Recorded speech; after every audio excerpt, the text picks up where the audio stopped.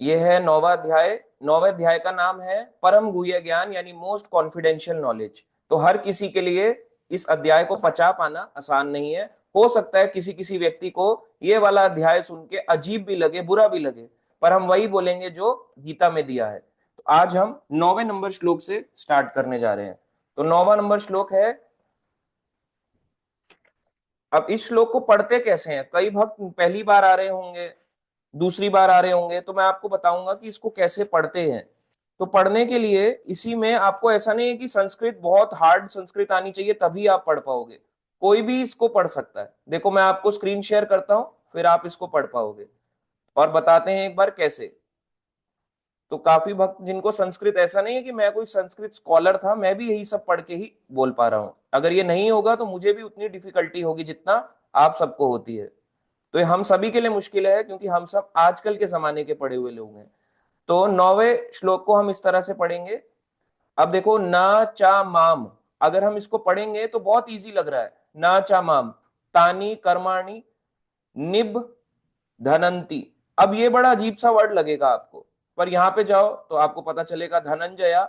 अब आप ये वाला वर्ड पढ़ो उदासीन। अब इसको मैं एक आम लैंग्वेज में पढ़ूंगा तो क्या समझ आएगा? उदासीन वदासीनम असक्तम। आम व्यक्ति इसको ऐसे ही पढ़ने वाला है जैसे मैं पढ़ रहा हूं, उदासीन वदासीन मसक्तम। मगर अगर आप नीचे देखोगे तो नीचे, और आप अपनी गीता में देखोगे तो गीता में भी ऐसे दिया हुआ है, उदासीन वत आसीनम और असक्तम। यानी चार वर्ड से ये मिलके बना हुआ है। आप यहां पे देखो, उदासीन वत आसीनम असक्तम, यानी चार शब्दों का मिलके ये एक शब्द बना हुआ है। इसलिए नीचे शब्दार्थ इसलिए दिए हुए हैं ताकि अगर किसी को श्लोक नहीं भी पढ़ना आता तो नीचे से देख के भी पढ़ सकता है। इसलिए हमारी आसानी के लिए ये चीजें इसमें दी गई हैं। तो अब मैं श्लोक को पढ़ता हूं। नाचा माम तानि कर्माणि निबधनन्ति धनंजया उदासीनवत आसीनम असक्तम तेषु कर्मसु। अब इसका अनुवाद पढ़ेंगे कि हे धनंजय, भगवान अर्जुन को कह रहे हैं, हे धनंजय, ये सारे पाप कर्म मुझे नहीं बांध पाते। मैं उदासीन की भांति इन सारे भौतिक कर्मों से सदैव विरक्त रहता हूं। अब इसका मतलब क्या हुआ कि मुझे कर्म नहीं बांध पाते। भगवान ऐसा क्यों कह रहे हैं? और यहाँ पे भगवान खुद को उदासीन क्यों कह रहे हैं? भगवान कैसे उदास हो सकते हैं? उदास का मतलब अगर आप इंग्लिश वाले उसमें जाओगे तो आपको पता चलेगा उसका मतलब है न्यूट्रल। इसीलिए एक ही अगर आप बुक पढ़ोगे ना तो कई बार टफ भी लगता है। जैसे मैं कई वर्ड्स पढ़ता हूं हिंदी के तो मुझे भी बड़ा टफ लगता है कि बड़े टफ हो जाते हैं। अब उदासीन का मतलब अगर आप पढ़ोगे तो क्या हुआ? उदास है यार मन, भगवान का कैसे उदास हो सकता है? उदासीन कैसा व्यक्ति होता है? न्यूट्रल, यानी जिसे फर्क नहीं पड़ता मेरे साथ अच्छा हो रहा है या बुरा हो रहा है, यानी न्यूट्रल अवस्था में रहने को उदासीन बोला। तो ये इंग्लिश वाली में इसको प्रभुपाद जी न्यूट्रल बता रहे हैं। अब है भगवान कह रहे हैं कि मुझे कर्म कोई नहीं बांध पाता। और हम लोग कहते हैं कि कृष्ण भी कर्मों में बंध गए थे। देखो भगवान कृष्ण ने तो गृहस्थ जीवन बिताया, भगवान को भी देखो श्राद्ध करना पड़ा, राम जी को देखो वन जाना पड़ा। तो भगवान कह रहे हैं मैं कर्मों में नहीं बनता, तो ये बात तो गलत हो गई। वो कर्मों में बंधे क्यों इतने सारे कर्मों में? तो ये बात हमें बताती है ये श्लोक कि भगवान कर्म में नहीं बनते। वो कर्म इसलिए करते हैं हमको शिक्षा देने के लिए कि हमें क्या करना है। अगर मान लो भगवान कृष्ण या भगवान राम किसी का पिंड दान ना करें, किसी का क्रियाकर्म ना करें, तो हम जैसे व्यक्ति जो इतने मूर्ख हैं हम लोग करेंगे ही नहीं। कई लोग जैसे आजकल डेथ हो जाती है तो डेथ होने पे लोग कहते हैं हमारे में चौथा होता है। अब चौथा आत्मा का नहीं होता। आत्मा तो 13 दिन तक उस घर में रहती है। अब किसी ने चौथा करके अपना 5वें दिन ऑफिस निकल गया तो आत्मा देख रही है कहाँ गए परिवार वाले, इधर उधर देख रही है घूम के। जब वो देख रही है कि मेरे सामने कोई नहीं बैठा तो फिर लोगों को दोष दे डालती है, जिसे पितृदोष नाम से जान लिया जाता है। आत्मा कहती है जीव आत्मा जो हमारे घर का सदस्य निकला, कह रहे कितना बुरा आदमी था, मेरा चौथा करके चले गया। तो चौथा नाम की कोई चीज नहीं है। ये लोगों ने अपनी सुविधा के लिए कि मैं 5वें दिन से दोबारा कमाना स्टार्ट कर दूं, खाना पीना मौज मस्ती स्टार्ट कर दूं, तो दोबारा से मैं ये वाला काम डाल देता हूं। अब भगवान अगर ये कर्म नहीं करेंगे, ये चीजों को वैदिक नियमों का पालन नहीं करेंगे तो क्या कोई पालन करेगा? इसलिए भगवान पालन करते हैं, उनको जरूरत नहीं है। पर वो इसीलिए हमें दिखाने के लिए करते हैं। अभी हम भक्तों को चित्रकूट यात्रा लेके गए, तो वहां पे एक घाट है जहां पे भगवान राम ने चित्रकूट के घाट में, राम घाट के पास में वहां पे दशरथ जी का पिंडदान किया। ऐसा नहीं अयोध्या में किया, पिंडदान वहां पे उनका किया। कहां पे जगह है वो? चित्रकूट में। चित्रकूट में राम घाट के पास, वहां पे राम घाट पे उन्होंने दशरथ जी का पिंडदान किया। तो देखो रह कहां रहे थे, वनवास को कहां है और पिंडदान किया। जबकि वनवास व्यक्ति को, जिसने सब कुछ त्याग दिया, तो पिंडदान करने की क्या जरूरत है? तो भगवान राम ने ये सिखाया कि चाहे आप घर पे रहें, घर के बाहर रहें, आपको अपना कार्य करना चाहिए। इसलिए भगवान ये कार्य हमें सिखाने के लिए कर रहे हैं, मगर वो बंधे नहीं है। अरे उन्हें कोई कैसे बांध सकता है? जो सोचो, पूरी दुनिया को सृष्टि के पालन करता और सृष्टि के संहार करता, यानी पालन भी वही कर रहे हैं, बना भी वही रहे हैं, नष्ट भी वही कर रहे हैं। कहां से उनको कुछ होगा? कोई उनको पकड़ नहीं सकता। इसलिए भगवान यहां पे बताया तात्पर्य में कि भगवान कृष्ण जज की तरह रहते हैं। जैसे एक जज होता है ना, जज के सामने अच्छा भी आया बुरा भी आया, अब जज को उसमें मतलब नहीं है। जज ये देखता है कि किसने मेरे को कितने प्रूफ लाके दिए, कौन सही है कौन गलत। मैं ज्यादा जज के बारे में नहीं जानता, पर हमने जो अभी तक सुना, पिक्चरों में देखा, जज क्या बोलता है शांत होने के लिए? Order order order, that is my order. जो भी वो इस तरह से बोले, शांत कराने के लिए बोलता है। और court is adjourned for the day, आज के लिए कोर्ट की मीटिंग खत्म होती है, इतना ही था सुनवाई। तो जज कैसा होता है? वो पक्षपाती नहीं होता। जज का काम है एक साइड से सुनना और दूसरे का भी सुनना। ऐसे ही जैसे गेम होता है, उसमें रेफरी होता है या एम्पायर होता है, तो वो पक्षपात नहीं करता।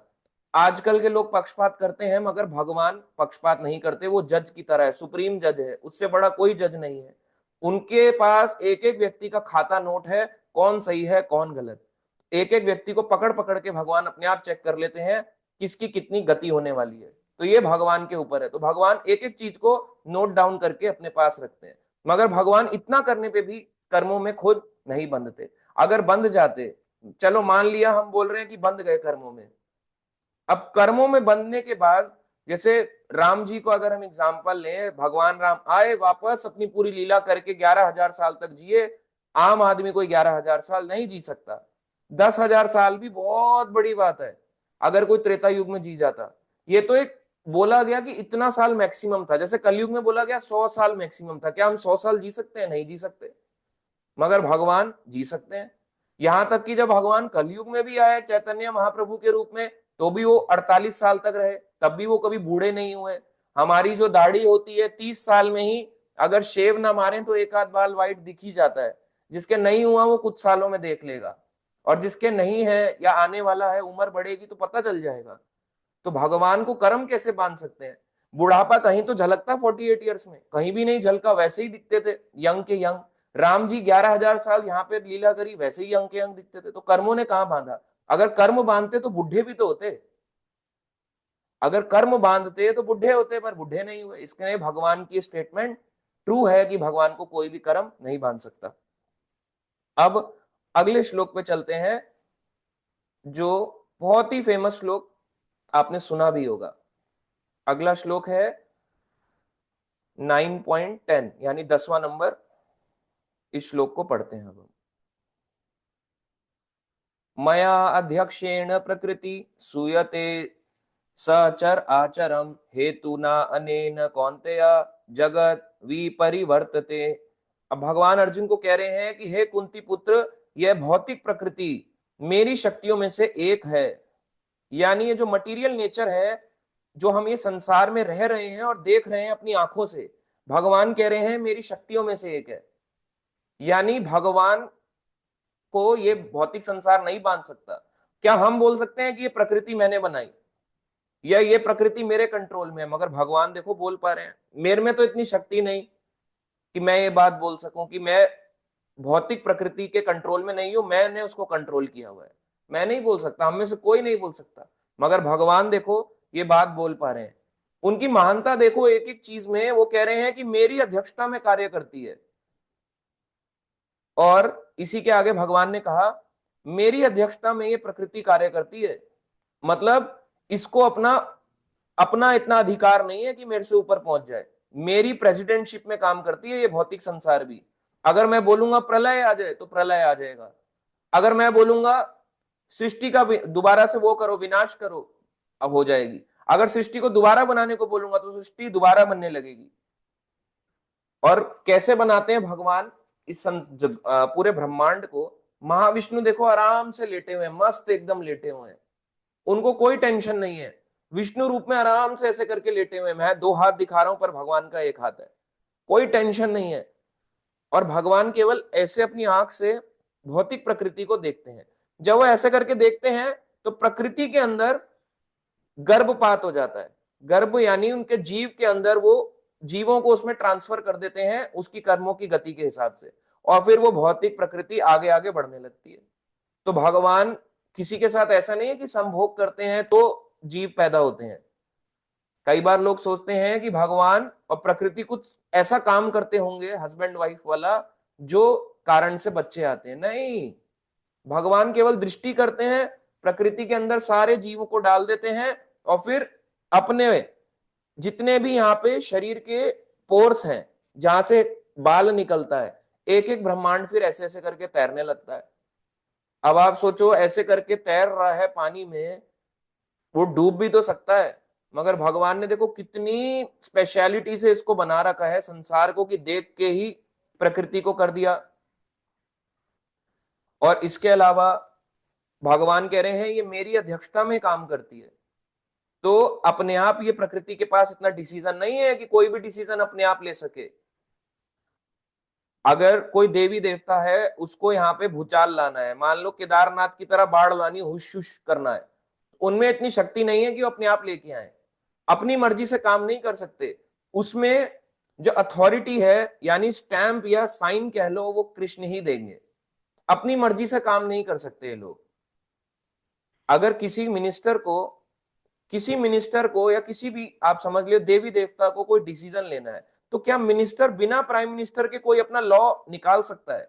कुछ हद तक तो निकाल सकता है, कहेगा तुम्हारी रोड बना दूंगा, तुम्हारी सड़क बना दूंगा, तुम्हारे को जॉब पे लगा दूंगा, कुछ हद तक तो कर सकता है। एक दो चार यानी 100 लोगों के लिए कर देगा एक रोड बना के, मगर इतने बड़े लोगों के लिए, कंट्री के लोग या देश के लोग या पृथ्वी के लोग कहें, क्या बिना सोचे समझे ऐसा काम कर सकता है?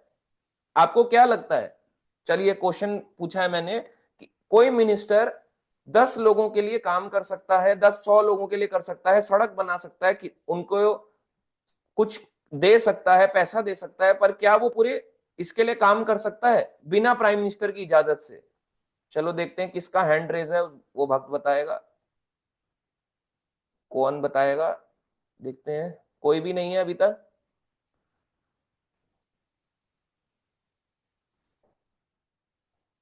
कोई भक्त? कोई भी नहीं? मैंने पूछा, अच्छा इसमें आ रहा है कुछ क्वेश्चन, क्या आंसर? नहीं प्रभु जी। दीप कौशिक माता जी, हनुमान प्रजापति प्रभु जी लिख रहे हैं नहीं प्रभु जी, नीलांजना माता जी नो। तो भक्तों ने यहीं पे बता दिया कि बिना प्राइम मिनिस्टर के इजाजत के बिना वो कुछ नहीं कर सकता। तो हम कैसे सोच सकते हैं कि जो देवी देवता है वो स्वतंत्र है अपना डिसीजन लेने के लिए? कुछ हद तक कर सकते हैं, इससे ज्यादा नहीं। वैसे कुछ हद तक मिनिस्टर किसी की इच्छा तो पूरी कर सकता है, वैसे देवी देवता इच्छा तो पूरी कर सकते हैं, मगर विदाउट परमिशन नहीं काम होगा। अगर लॉन्ग स्केल पे, लार्ज स्केल पे काम करना है तो परमिशन तो भगवान ही देने वाले हैं। विदाउट कृष्णा की permission, Ram permission, Vishnu permission कोई भी काम नहीं होता। अब इसी श्लोक में देखो, अनुवाद में आगे लिखा है, इस भौतिक प्रकृति में जिसमें सारे चरने वाले यानी हम लोग, जीव जंतु जो चरते हैं, जानवर हो गए, पक्षी हो गए चरने वाले, तथा अचर जैसे पेड़ पौधे हो गए, प्राणी उत्पन्न होते हैं। तो भगवान कह रहे हैं ये भौतिक प्रकृति मेरी शक्ति में से एक है, ये प्रकृति जो नेचर आप देख रहे हो मेरी शक्ति में से एक है, और मेरी अध्यक्षता में मेरे अकॉर्डिंगली काम करती है, जिससे सारे चर तथा अचर प्राणी उत्पन्न होते हैं। चरने वाले और ना चरने वाले ये उत्पन्न होते हैं। इसके शासन में यह जगत यानी सृजित और विनिष्ट होता रहता है। तो भौतिक प्रकृति बार बार बनती और नष्ट होती रहती है। इसमें चरने वाले भी जीव हैं, ना चरने वाले भी हैं। और कैसे काम कर रही है भौतिक प्रकृति? भगवान कह रहे हैं मेरे कंट्रोल में है।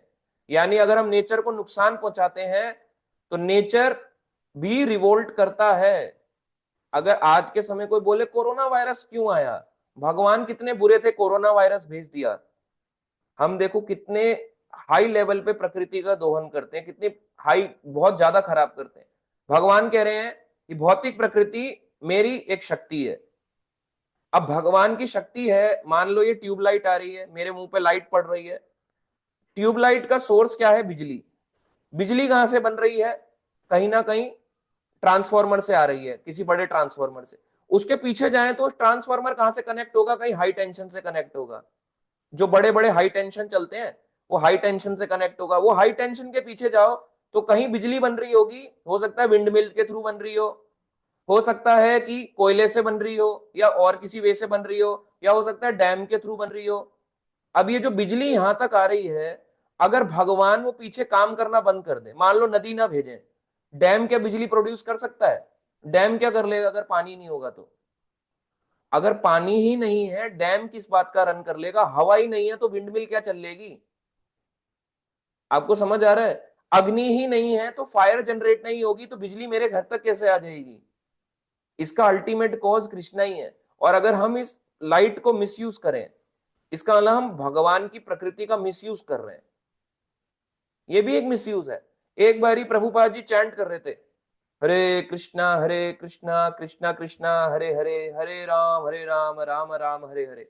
अब उन्होंने देखा कि एक भक्त है, लाइट जो है उसने बिना वजह की ऑन कर रखी है, तो वो चैंटिंग कर रहे, काफी देर से उसको नोटिस कर रहे, तो वो ऐसे ऐसे कर रहे, ऐसे। पर वो भक्त है जो, उसको समझ नहीं आया क्या बोल रहे हैं, ऐसे ऐसे, उसको लगा मेरी तरफ क्यों पॉइंट कर रहे हैं, मैंने कोई गलत काम कर दिया क्या, वो ऐसे ऐसे कर रहे, ऐसे। वो समझ नहीं पाया बहुत देर तक।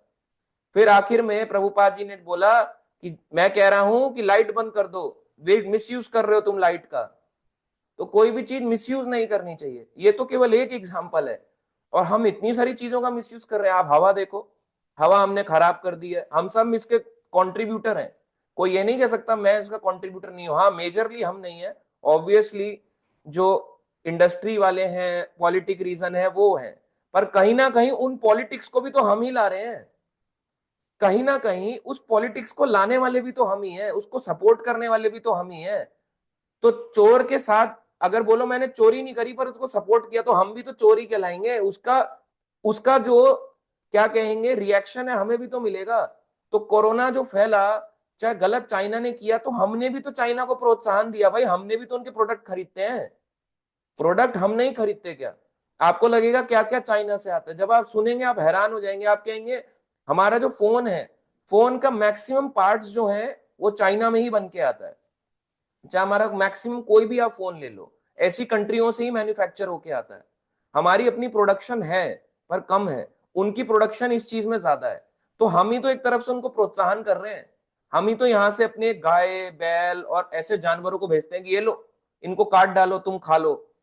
वो कहते हैं ये तो बहुत छोटी मोटी चीज है, हमारे को बंदर लाओ, चमगादड़ लाओ, तो वहां पे सब कुछ खा जाते हैं। तो कहीं ना कहीं हमने जो उनको पैसा दिया वो उसने मिसयूज किया। एक तरह से वो तो हम भी उसका क्या कहेंगे, उसका प्रतिफल कह ले, रिएक्शन कह ले, वो मिलेगा। तो हम भी नेचर को डिस्ट्रॉय करने में कहीं ना कहीं तो हाथ देते ही देते हैं। हम ये नहीं कह सकते कि मैंने कहीं नहीं दिया, मैंने कहीं नहीं दिया। अरे फोन चला रहे हो, चाइना का ही तो फोन है और क्या, ये फोन चला रहे हैं, लैपटॉप चला रहे हैं, मैक्सिमम चीजें उसकी एलईडीज जो बन के आती हैं इंडिया में थोड़ा ना बन रही है, मैक्सिमम उसके कंपोनेंट चाइना में बन के आते हैं। तो कहीं ना कहीं हमने भी उनको सपोर्ट किया, भगवान ने बुरा क्यों किया, अरे हम उनको सपोर्ट करने वाले हैं। कहीं ना कहीं वहां ज्यादा फैला या कम फैला, मगर यहाँ पे भी है, पापी हर जगह घुसे हुए हैं। अब नेक्स्ट इसमें चलते हैं श्लोक में। तो भगवान ने कहा कि सारे चरने वाले और ना चरने वाले इस भौतिक प्रकृति में उत्पन्न होते हैं, और मेरी प्रकृति कैसे काम करती है, मेरी अध्यक्षता, मेरी प्रेसिडेंटशिप में काम करती है।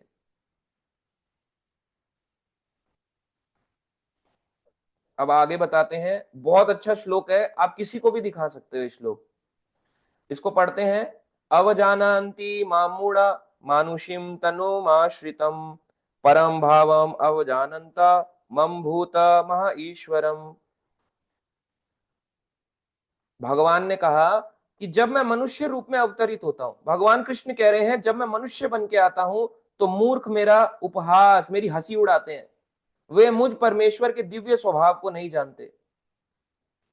भगवान कह रहे हैं कि जब जब मैं मनुष्य लीला करता हूं, चाहे मैं कृष्ण बन के आऊं, राम बन के आऊं, चैतन्य बन के आऊं, तो मूर्ख मेरा मजाक उड़ाते हैं, मेरे दिव्य स्वभाव को नहीं जान पाते, हंसी उड़ाते हैं। उपहास करना, हंसते हैं।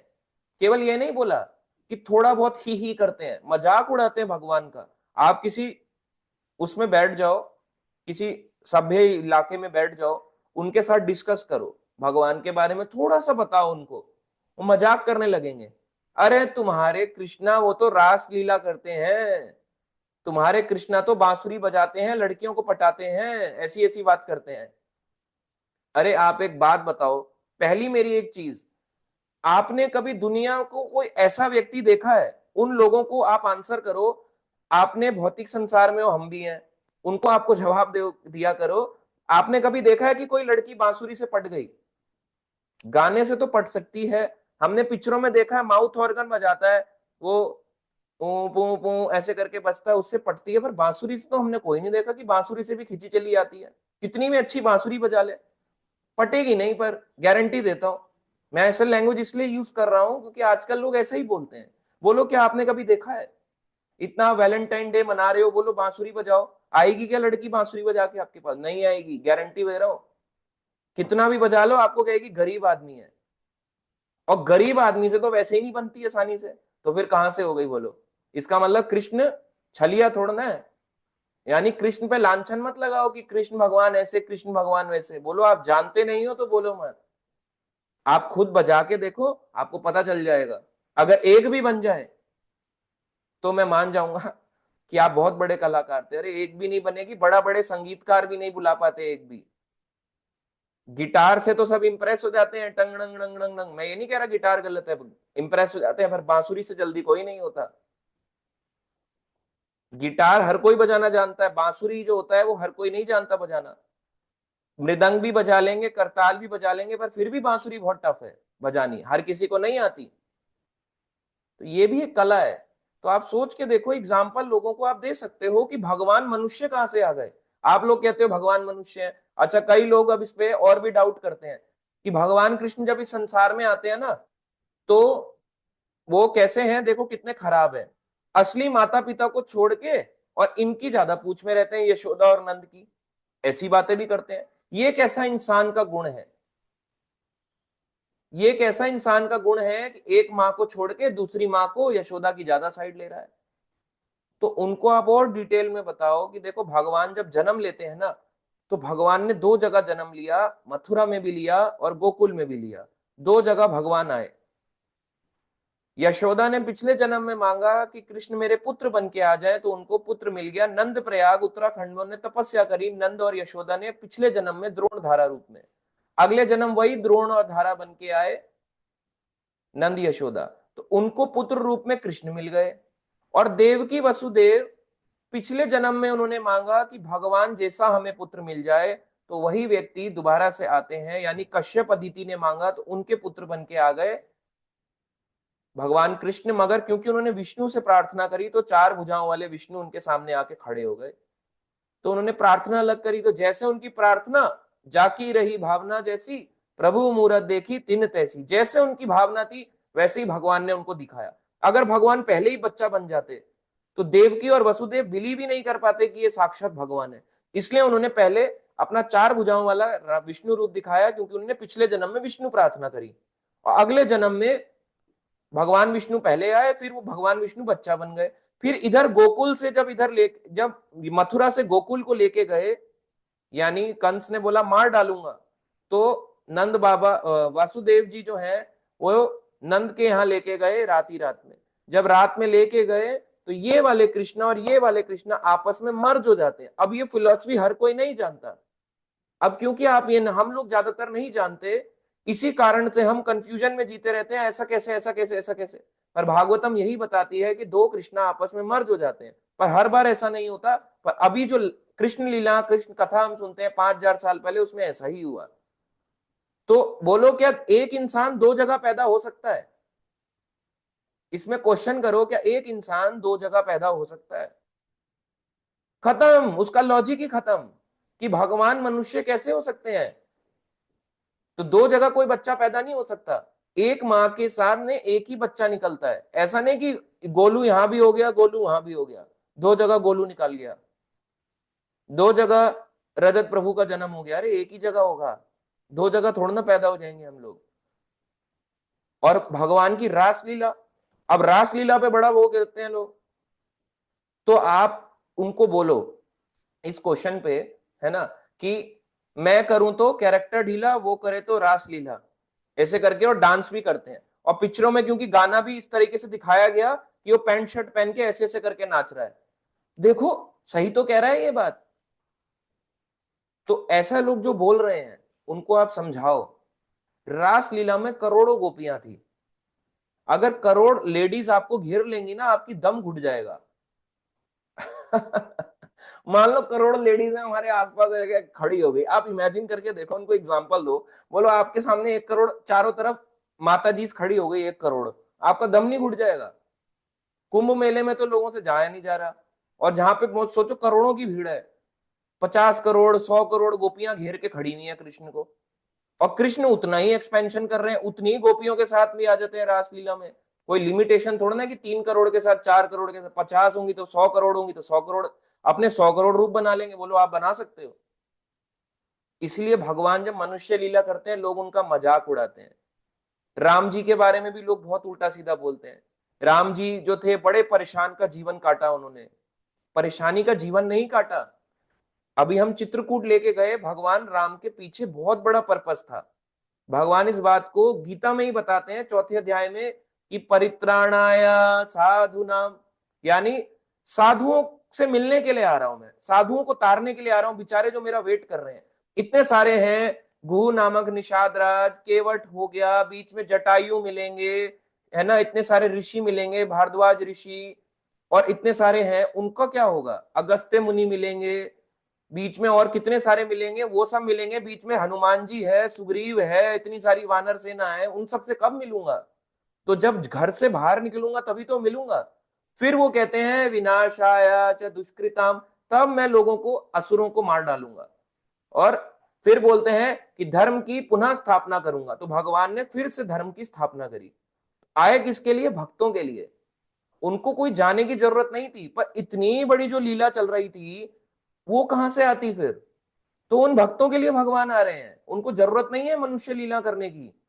मगर भगवान अगर आएंगे नहीं, इस तरह की लीला नहीं करेंगे, तो मजा कैसे आएगा? अब हमें भी अच्छा लगता है ना, जब हम कृष्ण की बातें सुनते हैं, कृष्ण की कथा सुनते हैं, तो हमें भी फील होता है ना, काश हमारे सामने भी भगवान आ जाए। और फिर हम कभी कभी ऐसी ऊटपटांग की हरकतें करते हुए और रील्स बनाते हुए लोगों को देख भी लेते हैं, कृष्ण छोड़ो ना, धक्का मत मारो, बहुत तेज धक्का लगा रहे हो तुम झूले पे, ऊटपटांग की हरकतें भी करते देखते हैं हम लोगों को। इतना इजी नहीं है भगवान की भक्ति और कृष्ण को पाना, मेहनत करनी पड़ेगी। इसलिए जो लोग उनको मनुष्य के रूप में साधारण लेते हैं, ये सब मूर्ख की कैटेगरी में आते हैं। और जो भगवान को मनुष्य मानता है वो बहुत बड़ा असुर है। यहीं पे इसमें तात्पर्य में बताया, वो असुर के समान है, नास्तिक है वो, या तो आसुरिक है या नास्तिक है, या वो दोनों है। असुर का मतलब हो गया भगवान से या तो द्वेष करता है, इसलिए उसको भगवान का कैरेक्टर पसंद नहीं आया, या नास्तिक है। और नास्तिक क्यों है? क्योंकि उसके घर में, उसके परिवार में कह लो, बाहर कह लो, उसने ऐसी शिक्षा लेनी ही नहीं चाहिए, इसलिए वो नास्तिकता में ही जीता रहता है। कितनी भी करोड़ गोपियां आ जाए, कुछ भी आ जाए, भगवान कभी भी मनुष्य लीला कर सकते हैं, और भगवान कभी भी मनुष्य नहीं होते उन लीलाओं को करते हुए। आप सोचो एक और चीज भगवान के बारे में, आप उनको एग्जाम्पल दो, राम जी और कृष्ण जी, क्योंकि इनकी मनुष्य लीलाएं ज्यादा है, तो इन पे ही सबसे ज्यादा डाउट करते हैं। बाकी तो मनुष्य है नहीं, वराह भगवान भी एकदम शक्तिशाली और खतरनाक थे, नरसिंह भी खतरनाक रूप था, तो सारे ही रूप खतरनाक थे उनके। पर जब आप देखो वामन लीला में आते हैं, फिर उसमें भी देव योनि में होते हैं, तो लोग उनको ऊंचा मानते हैं, पर यहाँ पे मनुष्य साधारण मनुष्य की तरह आ रहे हैं, और लोग उनका मजाक बना रहे हैं। भगवान आए, आपको बताएंगे। कई बार लोग आप बोलते हो ना कि कहां से भगवान आ गए, हम नहीं मानते भगवान भगवान को। एक बार गुरु नानक देव जो हैं, वो जगन्नाथपुरी गए, हम भक्तों को जगन्नाथपुरी यात्रा भी ले गए। तो गुरु नानक देव जो है वो जा रहे थे, अपने एक मुस्लिम सर्वेंट के साथ में आगे निकले। गुरु नानक देव ने सारी की सारी वैष्णव टीचिंग्स को ही अपने गुरु ग्रंथ साहिब में, मतलब उन्होंने लिखा नहीं, लिखा आगे जाके गुरु गोविंद सिंह ने फाइनलाइज किया उसको, मगर वो भी लिखा करते थे गुरु नानक देव। उनका एक मुस्लिम सर्वेंट था जो वहां पे गया, बोले मैं तो आपका सेवक हूं, मुझे जो मर्जी करा लो, मैं भगवान की भक्ति करना चाहता हूं। अब वो था तो बाय बर्थ मुस्लिम। और जगन्नाथपुरी में एक ट्रेंड है, एक वहां पे प्रथा है कि वहां पे नॉन यानी Muslims are not allowed, non Hindus are not allowed. जो भी नॉन हिंदू है वो अलाउड नहीं है। अगर आप खुद को बोल दो मैं एनआरआई हूं, अलाउड नहीं हो भाई, अगर उनको पता चल जाए। तो गुरु नानक जी जब वहां पहुंचे अपने सर्वेंट के साथ, तो बोले इनको अलाउड नहीं करेंगे, तो उनका सर्वेंट बेचारा बाहर ही रह गया। तो गुरु नानक जब अंदर जा रहे थे, उन्होंने एक दिन शाम का कीर्तन होते हुए सुन लिया, जगन्नाथ जी का दर्शन कर लिया, उनको बड़ा आनंद आया, अंदर शरीर से रोंगटे खड़े हो गए, रोमांच आ गया शरीर के अंदर। अब जब रोमांच आ गया तो ऐसे ही उसी वैष्णव टीचिंग की उन्होंने चारों तरफ प्रचार करना शुरू किया। वैष्णव टीचिंग का प्रचार करते करते एक बार गुरु नानक दोबारा से गए कि मैं जगन्नाथ जी के मंदिर में दर्शन करने जाता हूं जगन्नाथ जी का, और लोग उनको भगवान बता रहे। अरे गुरु नानक तो खुद कह रहे हैं कि मैं भगवान नहीं हूं, मैं भगवान का दास हूं, दासों का दास का दास हूं। 500 साल पहले जब भक्ति का काल था, कई ऐसे भक्त आए, उसमें आते हैं कबीर दास, सूरदास, नरसिंह मेहता, बहुत सारे ऐसे भक्त भर भर के आए, जनाबाई, ऐसे कई भक्त हैं जो आप कहोगे भक्ति काल था 500 साल पहले, दोबारा के दोबारा की भगवान आ रहे हैं, ऐसा रूप हमने भी नहीं देखा, चलो सबके सब। तो जब वो अंदर जा रहे थे गुरु नानक देव जगन्नाथपुरी के मंदिर के अंदर, एक तरफ से उन्होंने देखा कि चैतन्य महाप्रभु दर्शन करके बाहर आ रहे हैं। तो जैसे ही वो बाहर आए, वो ऐसे करके स्तब्ध रह गए कि मैंने किसके दर्शन कर लिए, किसके दर्शन कर लिए। और चैतन्य महाप्रभु ने बोला कि आप अंदर जाइए, आगे क्यों नहीं बढ़ रहे। तो गुरु नानक देव ने कहा मैं आप में ही जगन्नाथ जी का दर्शन मैंने कर लिया है, आप और जगन्नाथ में कोई भेद नहीं है, मैंने आपका दर्शन कर लिया, आप ही साक्षात भगवान है जो कलयुग में जीवों का उद्धार करने आए हैं। और गुरु नानक देव को नित्यानंद प्रभु ने मंत्र दीक्षा दी है, यानी मंत्र दीक्षा नित्यानंद प्रभु यानी बलराम जी कौन सा मंत्र जपते थे, हरे कृष्णा कृष्णा कृष्णा हरे हरे, हरे राम राम राम हरे हरे। नित्यानंद प्रभु ये मंत्र जप करते थे, और इसी मंत्र का जप की दीक्षा, मंत्र दीक्षा उन्होंने दी है गुरु नानक देव को, और वो भी इस मंत्र का जाप किया करते थे। तो ये बड़ी बात है, आपको बड़ा शॉक्ड होगा कि मैंने क्या सुन लिया, ऐसे क्या सुन लिया, ऐसे कैसे हो सकता है। हाँ, गुरु नानक देव जी भी इस मंत्र का जाप किया करते थे। तुकाराम जी जो बोलते तो वरकारी संप्रदाय में है, मगर चैतन्य महाप्रभु ने उनको भी दीक्षा दी।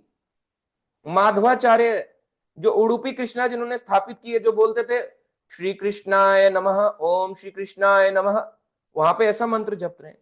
मगर उनको भी जब वो नवदीप नवदीप के जब उनको दर्शन हुए, तो चैतन्य महाप्रभु ने कहा आपको प्रचार नहीं करना, आप हनुमान जी हो, आपको प्रचार नहीं करना, मुझे पता है आपको बहुत प्रचार करना है पर अभी मत करो, आप वापस जाओ और कृष्ण मंत्र का प्रचार करो। ये हरे कृष्ण मंत्र जब मैं आऊंगा कलयुग में मैं प्रचार करूंगा।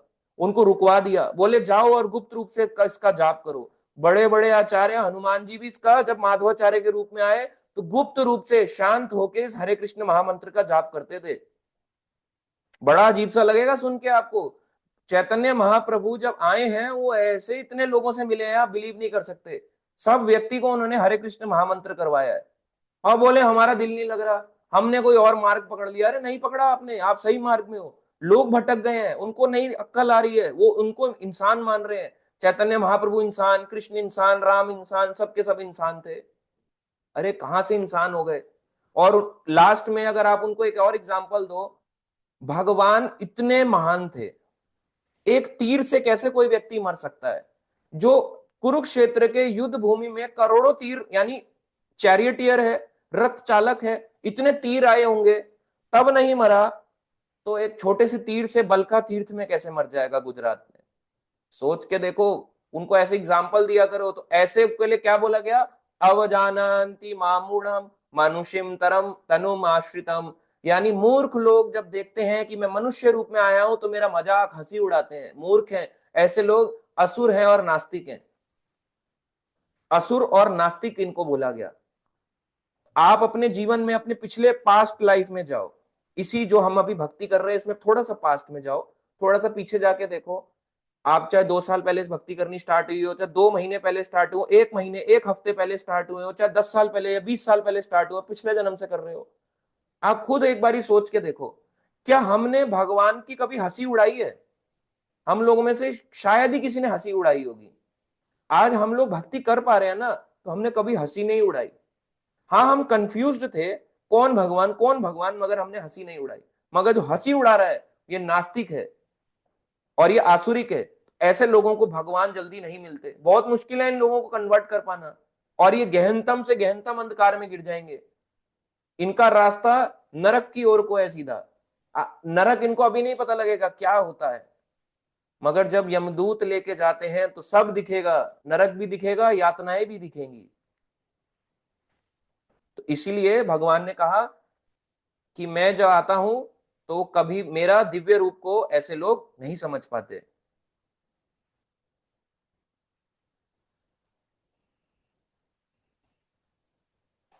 अब इसमें आता है अगला, तो इसका बहुत बड़ा तात्पर्य है जो मैंने थोड़ा सा शॉर्ट में बताया है, बाकी आप इसको पढ़ के क्वेश्चन भी पूछ सकते हो। 12 नंबर श्लोक पे चलते हैं।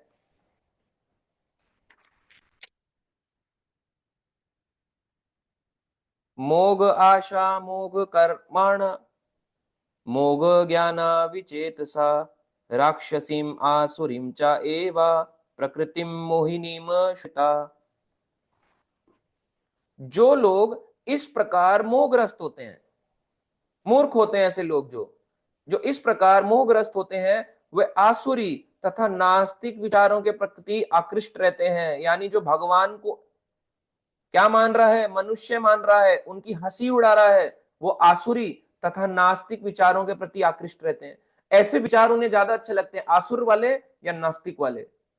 इस मोहग्रस्त अवस्था में उनकी मुक्ति आशा, उनके सकाम कर्म, ज्ञान का अनुशीलन सभी निष्फल हो जाते हैं।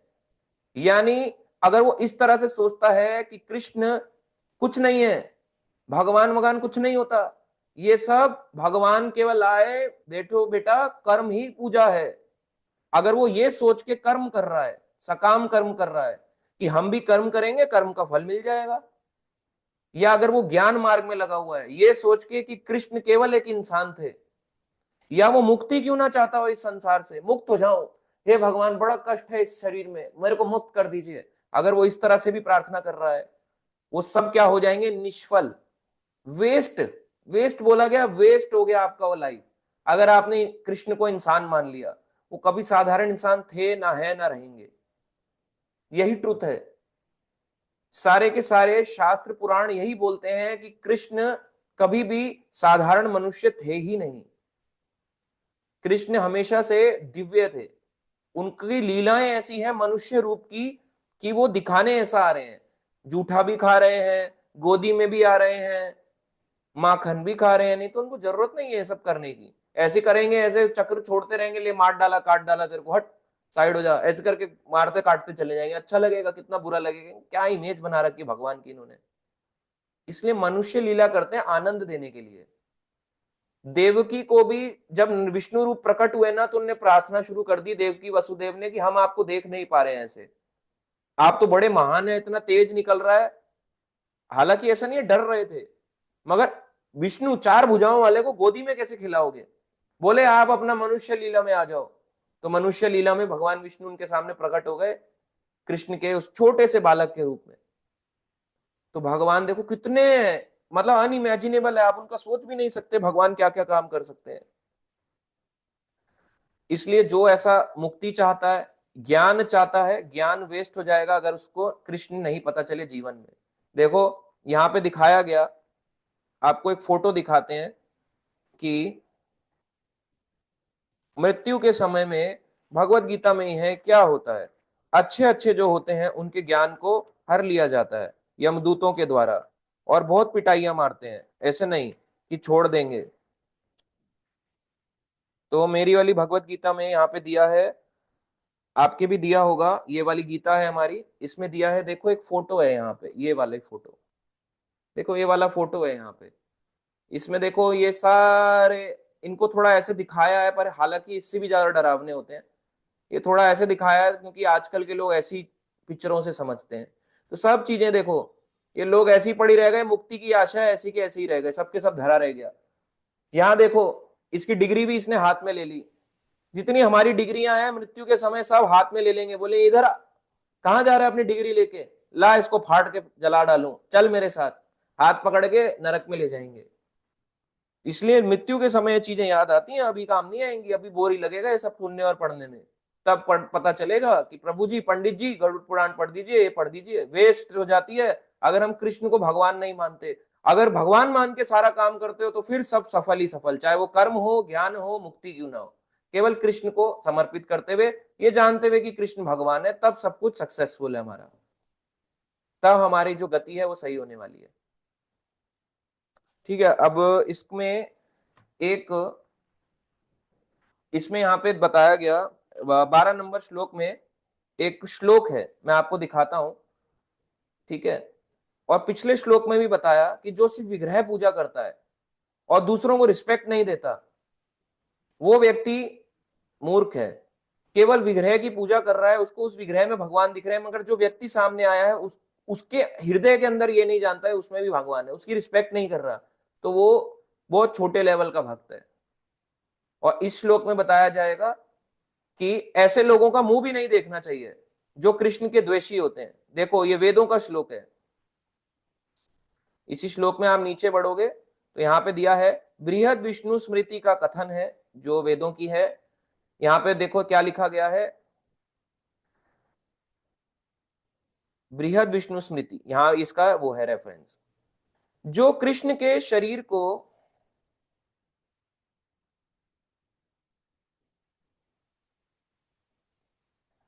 जो कृष्ण के शरीर को भौतिक मानता है, जो ये मानता है कि कृष्ण का शरीर एक भौतिक है और उसे श्रुति तथा स्मृति के समस्त अनुष्ठानों से वंचित कर देना चाहिए, हटा देना चाहिए उसको। जो ये मानता है कि कृष्ण भौतिक थे, ये सब ड्रामेबाजी है, कुछ नहीं है। उसे श्रुति यानी सुनने वाला ज्ञान जो सुन के पाया जाता है, स्मृति जो स्मरण करके पाया जाता है, ऐसे समस्त अनुष्ठानों से वंचित कर देता है, कर देना चाहिए। ऐसे लोगों को हटा देना चाहिए अपने जीवन से, क्योंकि उनको जो श्रुति शास्त्र और स्मृति शास्त्र यानी जो हमारे शास्त्र है, वो उनको कहते किसी काम का नहीं है, वंचित है, हटा दिया हमने, इसको निकाल डाला। और आगे वो कह रहे हैं इसी में, यदि कोई भूल कर उसका मुंह देख ले तो उसे तुरंत गंगा स्नान करना चाहिए जिससे छूत दूर हो सके। यानी अगर ऐसे व्यक्ति, जो व्यक्ति भगवान को कुछ नहीं मानता, नास्तिक है, या वो बोले भगवान भौतिक है, कुछ नहीं है, बेटा अभी तुम्हारी पढ़ने लिखने की उम्र है, कहां फंस गए तुम, पढ़ो लिखो बनोगे जब, है ना, पढ़ो लिखोगे बढ़ोगे महान, खेलोगे कूदोगे बनोगे, जो भी आप कह सकते हो। ऐसा ऐसा 100 लोग आजकल लोग अपनी अपनी राय देते हैं।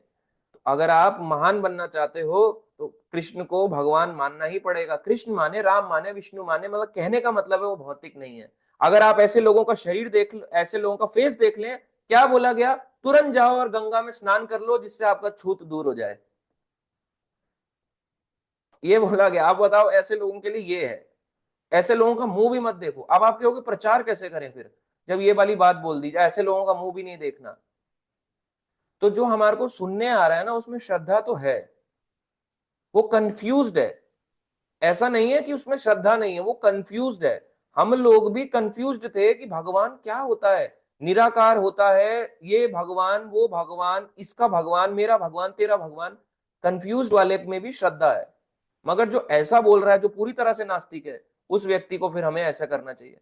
अगर आप उसको वो ना कर सको तो उसको देख के हरे कृष्णा बोल लो कि हर वक्त तो हम कहाँ जाएंगे स्नान, दिल्ली से डुबकी लगाने फिर हरिद्वार जाना पड़ेगा, क्योंकि दिल्ली में तो 24 घंटे ऐसे लोगों के शक्लें दिखती हैं। कितनी बार हरिद्वार अप डाउन करेंगे, स्नान करते रहेंगे, ठंड लग जाएगी, बीमार से ही प्राण निकल जाएंगे।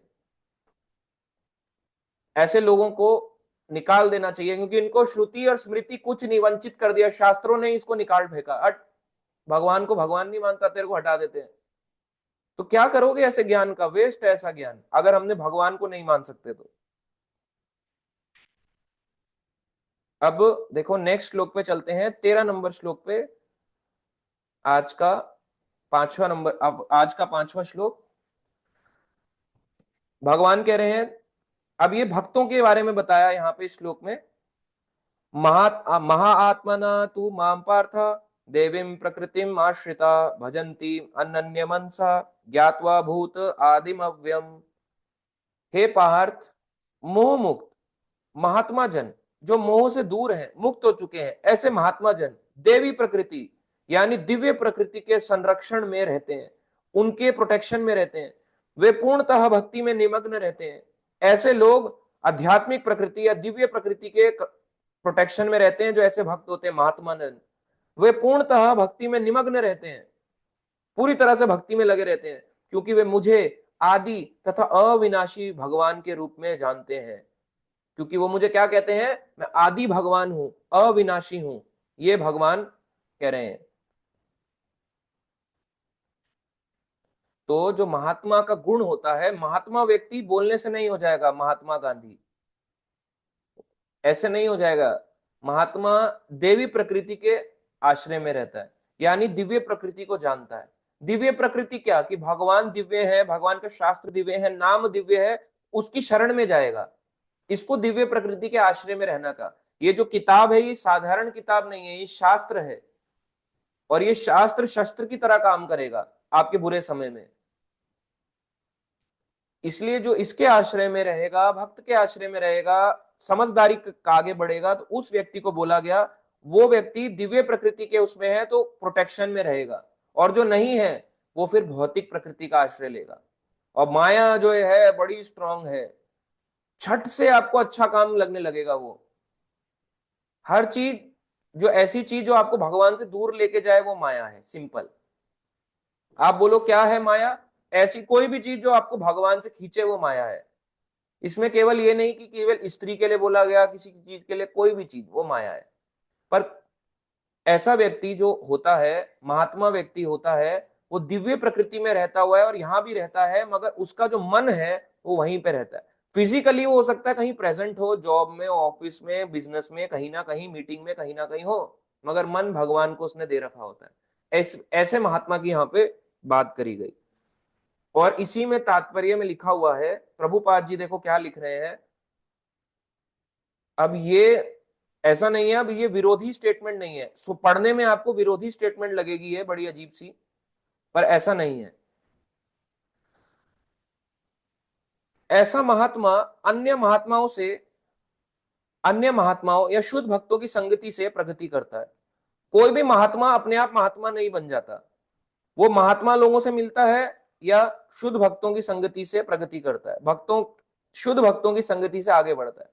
शुद्ध भक्त जो होता है, अब देखो, कृष्ण के अन्य स्वरूप जैसे चतुर्भुज विष्णु, महाविष्णु रूप से भी आकृष्ट नहीं होता। वे ना तो कृष्ण के अन्य रूप से आकृष्ट होते हैं, ना ही वे देवताओं में किसी रूप की परवाह करते हैं। ये कैसी बात लिख दी भगवान, ये कैसी बात लिख दी प्रभुपाद जी ने, तो बड़ी कॉन्ट्रडिक्टरी स्टेटमेंट है कि शुद्ध भक्त तो कृष्ण के अन्य स्वरूप से भी अट्रैक्ट नहीं होता, यानी उसको कोई और स्वरूप भी पसंद नहीं है। यानी जो राम जी का भक्त है, हनुमान जी है, क्या वो शुद्ध भक्त नहीं है? हाँ, वो शुद्ध भक्त है। वो अट्रैक्ट होने का मतलब मैं आपको समझाता हूं कि क्या बोला गया, कि वो क्यों दूसरे के उससे अट्रैक्ट नहीं होता। देखो, उसका मतलब है जो तत्व रूप से जानता है कि कृष्ण हो, विष्णु हो, राम हो, ये एक ही है। चाहे कृष्ण हो, विष्णु हो, राम हो, ये एक ही है, तो वो अट्रैक्ट नहीं होता। जैसे चार भुजाओं वाला जो विष्णु का रूप है, जब भगवान ने अर्जुन को अपना विराट रूप दिखाया कि देखो मेरे विराट इस ऐश्वर्य को देखो, तो अर्जुन ने प्रार्थना करी कि भाई मैंने बहुत देख लिया, तो भगवान अपने चार भुजाओं वाले रूप में आ गए, विष्णु रूप में।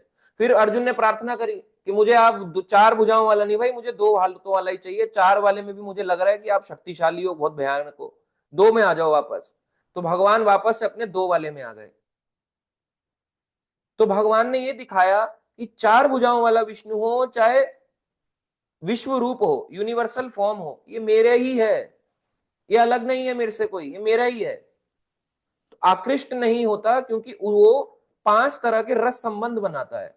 जो शुद्ध भक्त होता है वो भगवान से पांच तरह का संबंध बनाता है। तो कृष्ण का और अर्जुन का जो संबंध था वो सखा का था।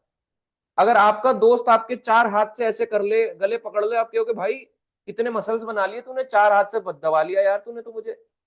तो उसको दो ही हाथ चाहिए थे, उसको चार हाथ नहीं चाहिए थे अर्जुन को। तो शुद्ध भक्त जो होता है वो कृष्ण के मतलब विष्णु या कृष्ण के किसी रूप से आकृष्ट नहीं होता, क्योंकि वो तत्व रूप से जानता है कि कृष्ण से ही राम आए। क्या हनुमान जी को नहीं पता होगा कि कृष्ण ही राम है, पर उनका जो भाव है वो राम जी के प्रति है। तो तत्व रूप से उनको क्लियर है ये चीज, समझे आप? वो मतलब साइंस, डीप साइंस इसकी क्लियर होनी चाहिए। इसलिए डीप साइंस ये हमारे ऊपर है कि हम किसको कितना समझ पा रहे हैं। तो ये विरोधाभास स्टेटमेंट नहीं है, कोई पढ़ेगा तो उसको बड़ा अजीब तरह कॉन्ट्राडिक्टरी स्टेटमेंट है ये वाली बात जो लिख दी, पर वो इस भाव से लिखी है। एक बार प्रभुपाद जी के दो शिष्य आपस में झगड़ रहे, एक ने बोला हरे राम, राम का मतलब बोले बलराम। एक ने बोला हरे राम, राम का मतलब रामचंद्र भगवान। तो उसमें राम जी के साथ सीता आ जाएगी और बलराम होगी तो रेवती आ जाएगी। तो दोनों आपस में बहस करने लगे, सन्यासी थे दोनों। तो प्रभुपाद जी ने दोनों को बुलाया, तो दोनों को बुला के उनसे क्वेश्चन करा कि क्या सही है, राम सही है बलराम सही है? बोले राम सही है, वो बोल रहा बलराम सही है। तो प्रभुपाद जी ने उनको एग्जाम्पल दिया कि जो समझदार व्यक्ति होता है ना, वो कभी इस चीज पे बहस नहीं करता। तत्व रूप से राम और बलराम में भी कोई डिफरेंस नहीं है। तत्व अगर आप डिटेलिंग में जाओ तो कोई डिफरेंस नहीं है। हाँ, लीला डिफरेंस हो सकती है, डिटेलिंग सेम ही है। वही कृष्ण केशव धृता राम रूपा, जय जगदीश हरे, जय जगदीश हरे। तो वही केशव यानी कृष्ण राम रूप में आ गए, और वही कृष्ण का एक्सपेंशन बलराम जी है। तो चाहे राम हो बलराम हो, तत्व तो एक ही है, लीला अलग अलग है। राम जी में कम गुण नहीं है, पूरे 64 गुण है, मगर वो दिखाते केवल इतना है। विष्णु में कम गुण नहीं है, पूरे गुण है, मगर दिखाते केवल इतना है। तो उनका एक्सपेंशन है, उनकी मर्जी, वो कैसी लीला करते हैं उनकी इच्छा, पर तत्व क्लियर होना चाहिए। इसमें बात ये कही गई है, ये नहीं होना चाहिए कि विष्णु से ही पूरी सृष्टि आ रही है, विष्णु के पीछे कैसे आई, वो कृष्ण है।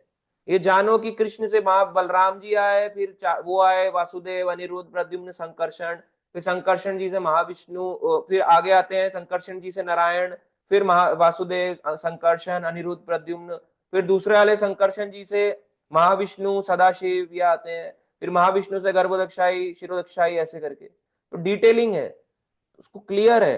तो तत्व क्लियर होना चाहिए, नहीं तो डायरेक्ट अगर समझोगे तो नहीं समझ पाओगे। तो ये बात भागवतम में बताई गई, ये इसलिए प्रभुपाद जी ने यहाँ पे स्टेटमेंट लिखी 9.13 जो अभी हम पढ़ रहे थे।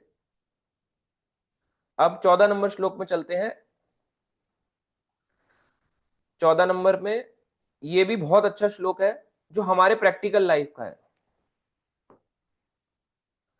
सततम कीर्तयन्तो माम यतन्तः च दृढ़व्रता, नमस्यन्तः च मां भक्त्या नित्ययुक्तः उपासते।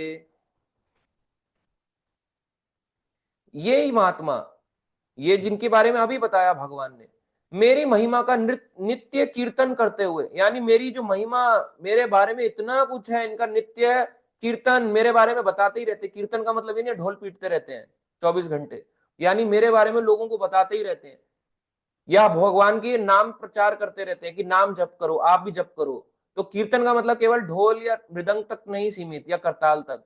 कीर्तन का मतलब होता है भगवान के बारे में बताना, इसको कीर्तन कहते हैं। दृढ़ संकल्प के साथ प्रयास करते हुए, यानी स्ट्रॉन्ग डिटर्मिनेशन, दृढ़ संकल्प के साथ रहते हैं, दृढ़ता के साथ प्रयास करते हुए, मुझे नमस्कार करते हुए, भक्ति भाव से मेरी निरंतर पूजा करते हैं। भक्ति भी हो और भाव भी हो, भक्ति भाव, भाव और भक्ति दोनों, इस तरह से प्रेम भाव से निरंतर मेरी पूजा करते हैं, भगवान कह रहे हैं। ऐसे कौन थे? ऐसी थी गोपियां। गोपियां जो थी, और हम भी हो सकते हैं, प्रभुपाद जी भी हैं, ऐसे कई हैं, आप भी हो सकते हो, कोई भी हो सकता है। तो गोपियां का एग्जाम्पल अगर लेते हैं, तो गोपियां कृष्ण के जाने के बाद भी कृष्ण के बिना रह नहीं पाती थी कि कैसे रहेंगी हम। हमने इतना सब कुछ कृष्ण के बारे में सुना है, इतना सब कुछ है, पर कृष्ण जो है चले गए वापस। अब जब कृष्ण चले गए, आगे द्वारका को बढ़ गए मथुरा से, अब वापस तो आएंगे नहीं। इस आस में बैठी रहती थी कि कभी ना कभी जरूर आएंगे, कभी ना कभी जरूर आएंगे। तो कृष्ण, भगवान कृष्ण ने अपने चाचा के जो चचेरे भाई के बेटे थे उद्धव जी, उनको भेज दिया कि आप जाइए, गोपियों के पास जाओ, ब्रज में जाओ, और ब्रज में जाके उनको पाठ पढ़ाओ। तो तो उद्धव जी जो थे वो सोच रहे थे कि मैं गोपियों को पाठ पढ़ाऊंगा, पर गोपियों से खुद पाठ पढ़ के आ गए।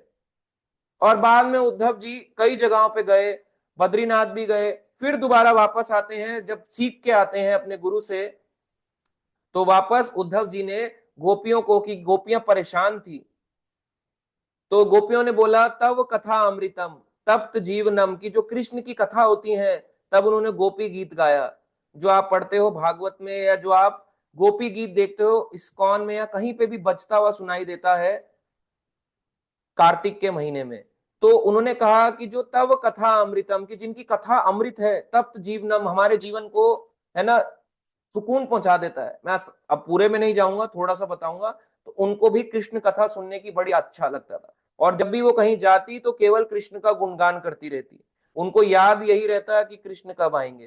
तो उद्धव जी वहां जाते, बोले कि कृष्ण तो यहाँ से चले गए हैं, क्या करेंगे अब हम लोग, अब हम यहाँ पे नहीं रह सकती हैं। तो उद्धव ने उनको जाके बताया कि कृष्ण कभी नहीं जाते छोड़ के वृंदावन को, यहाँ पे वो अप्रकट रूप में है, तो भगवान और भगवान की कथा में कोई डिफरेंस नहीं है। तो उन्होंने बताया जब आप भगवान की कथा सुनते हो तो मन वहीं लगा रहता है। तो इसलिए उन्होंने बोला कि आपको मैं भागवत कथा सुनाऊंगा। तो भागवत कथा उद्धव जी ने उनको सुनाई, और ये सुनाई गोवर्धन में, जिसको सखी स्थली कहते हैं। और वहां पे कुसुम सरोवर के पास उद्धव बैठक भी है। उद्धव जी कहते हैं कि मेरे को कुछ नहीं बनना, मुझे यहाँ का घास बना दो, ताकि इस पे गोपियां चल के जाएं, जो 24 घंटे भगवान का स्मरण करती रहती हैं, जिन्होंने मुझे ही पाठ पढ़ा दिया। तो मेरे ऊपर गोपियों की चरण रज आ जाए, सारे ब्रजवासी मेरे ऊपर चढ़ चढ़ के जाए, मुझे घास बनाए रखो। तो जो गोवर्धन की घास है वो कोई साधारण नहीं है, वो उद्धव है, जो घास के रूप में रहते हैं। आप उनको तोड़ भी दोगे ना, वो कुछ नहीं बोलेंगे। क्यों बोलेंगे? वो चाहते ही यही है कि भगवान के भक्त मेरे ऊपर आके चले, मेरे पे कुछ भी करें, पर मैं उनको पलट के जवाब ना दूं। ऐसे रहते हैं। जैसे शिव जी पे लोग शिवलिंग पे पानी डालते रहते हैं अपने मन इच्छा के अनुसार, नहला देते हैं पूरा का पूरा, ऐसे करके। वो देखते नहीं ठंड है गर्म है क्या है, नहला डालो बस। मतलब हमारे सर पे अगर कोई डाल दे डुश करके, तो हमारा दिमाग खराब हो जाए, बोले क्या है तेरे को, उसका गर्दन पकड़ लेंगे और मारेंगे भी। और मैं अगर पर्सनली भी मेरे पे ऊपर ऐसे करे, आपके ऊपर कोई ऐसा करे, बड़े से बड़े सन्यासी तक के ऊपर ऐसा क्यों ना करे, वो गुस्सा हो जाएगा कि मेरे ऊपर एक बाल्टी पानी क्यों डाल दी। मगर शिव जी गुस्सा नहीं होते, कहते ठीक है अपना चलता है, ठंडा डालो गर्म डालो, हम ऐसे ही रहने वाले, हमारे को कोई फर्क नहीं पड़ता, डालते रहो हमारे सर पे बाल्टियां डालते रहो। तो शांत रहते हैं, शक्तिशाली भी और शांत भी रहते हैं, चुप रहते हैं।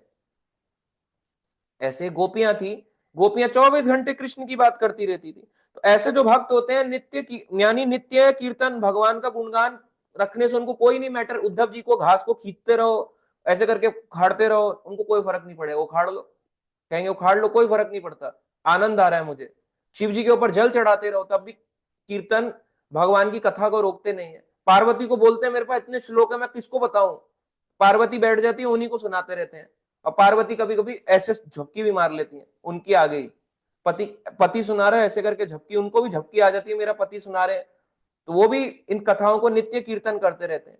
गोपियां भगवान का गुणगान करती रहती हैं। तो कीर्तन का मतलब चैंटिंग भी हो सकता है, मृदंग करताल ये भी कीर्तन हो सकता है, और भगवान की कथा करना भी कीर्तन, या भगवान के बारे में नॉर्मल किसी दो लोग आपस में खड़े हैं, बताना भाई सुन यार तेरे को कुछ बताना था। ऐसे लोग जो होते हैं भगवान के बारे में किसी ना किसी को बताते रहते हैं, ये उनका गुण है। और दृढ़ संकल्प के साथ प्रयास करते हुए भगवान को नमस्कार भी करते हैं, और इस तरह से उनकी भक्ति भावना से पूजा करते हैं। तो ये भक्त का एक गुण है। अब चलते हैं आगे अगले श्लोक पे, 15 नंबर श्लोक।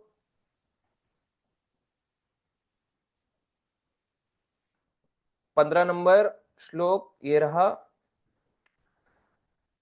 अब ये जो श्लोक है इसको हम पढ़ेंगे। ज्ञान यज्ञेन चा अपि अन्य यजंता माम उपासते एकत्वेन पृथक्त्वेन बहुधा विश्वतः मुखम। अन्य लोग जो ज्ञान के अनुशीलन द्वारा यज्ञ में लगे रहते हैं, यानी ज्ञान यज्ञ पा रहे हैं, ज्ञान के द्वारा भगवान को जानने का प्रयास कर रहे हैं, केवल ज्ञान ले रहे हैं मगर समझ नहीं रहे उस ज्ञान को ढंग से, वे भगवान की पूजा, उनके अद्वय, अद्वय यानी कि हम और भगवान यानी अद्वैत है, यानी मेरे में और भगवान में कोई डिफरेंस नहीं है। क्या ये बात सच है? ये सच नहीं है। तो ऐसे लोग जो केवल ज्ञान के अनुशीलन में द्वारा यज्ञ में लगे हुए हैं, ये यज्ञ वो नहीं है स्वाहा स्वाहा वाला यज्ञ, ये ज्ञान यज्ञ है। यानी ज्ञान के थ्रू भगवान से जुड़ रहे हैं। ध्यान से पढ़ो, ज्ञान के अनुशीलन द्वारा यज्ञ। ये वो यज्ञ नहीं है ओ स्वाहा स्वाहा स्वाहा, ये वो नहीं। यज्ञ का मतलब जुड़ना, ज्ञान का अनुशीलन का मतलब ज्ञान को फॉलो करते हुए यज्ञ करना, यानी भगवान से जुड़ना। तो भगवान से जुड़ कैसे रहे हैं? ज्ञान लेते हुए, पढ़ते हुए, जो ज्ञान के यज्ञ अनुशीलन में लगे हुए हैं, वे भगवान की पूजा अद्वय रूप में करते हैं। अद्वय का मतलब होता है अपने आप को, कभी कभी वो ये समझते हैं कि हम में और भगवान में कोई डिफरेंस नहीं है, या कभी कभी वो ऐसे समझ सकते हैं कि विविध रूपों में करते हैं, और कभी कभी विश्व रूप में, यानी भगवान के अनेक रूप हैं, और कभी कभी भगवान को विश्व रूप, कि भगवान ब्रह्मांड में हर जगह प्रेजेंट है, ऐसी पूजा करते हैं। तो यहाँ पे 3 तरह के लोगों के बारे में बताया है, 3 तरह की कैटेगरी बताई। ये भक्त कैटेगरी नहीं है, ध्यान से सुने, ये भक्त कैटेगरी नहीं है, क्योंकि पिछली कैटेगरी थी भक्ति भाव वाली भक्त की। अब जो ये कैटेगरी है, ये ज्ञान मार्ग वालों की है। ऐसे ज्ञान मार्गी लोग जो वेद पढ़ रहे हैं, सब कुछ पढ़ रहे हैं, वेद और सब कुछ उपनिषद पढ़ रहे हैं, जो कि बिल्कुल गलत नहीं है, मगर ये जान नहीं पा रहे कि भगवान कृष्ण कौन।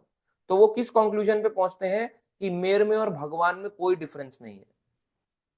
और ऐसा डिफरेंस जो समझ बैठता है, इसको कहते हैं अद्वैत।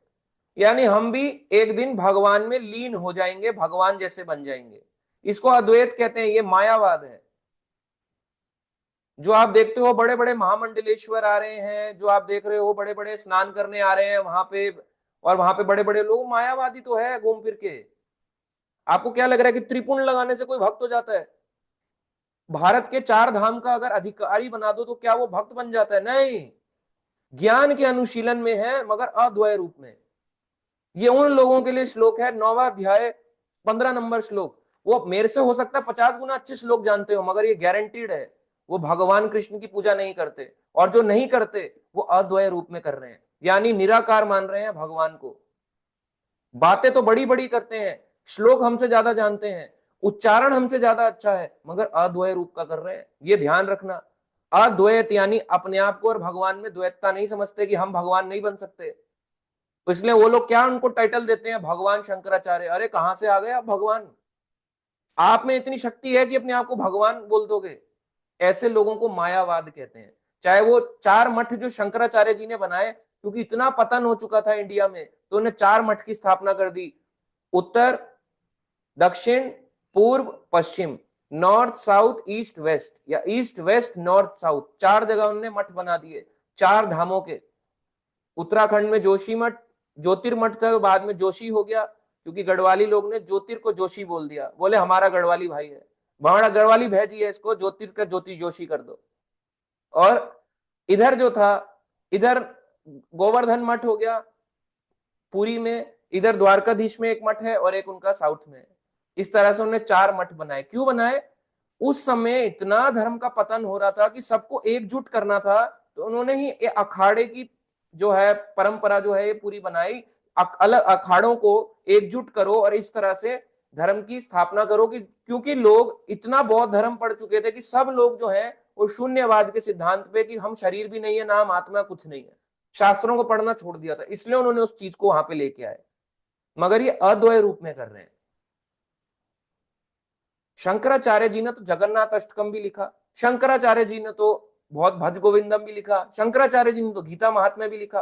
तो उन्होंने क्यों कहा एकम शास्त्रम देवकी पुत्र गीतम, एक ही मंत्र हो? उन्होंने ये वाली बात क्यों बोली? एकम शास्त्रम देवकी पुत्र, एक ही ग्रंथ हो भगवत गीता, और वो खुद ही फॉलो नहीं कर रहे।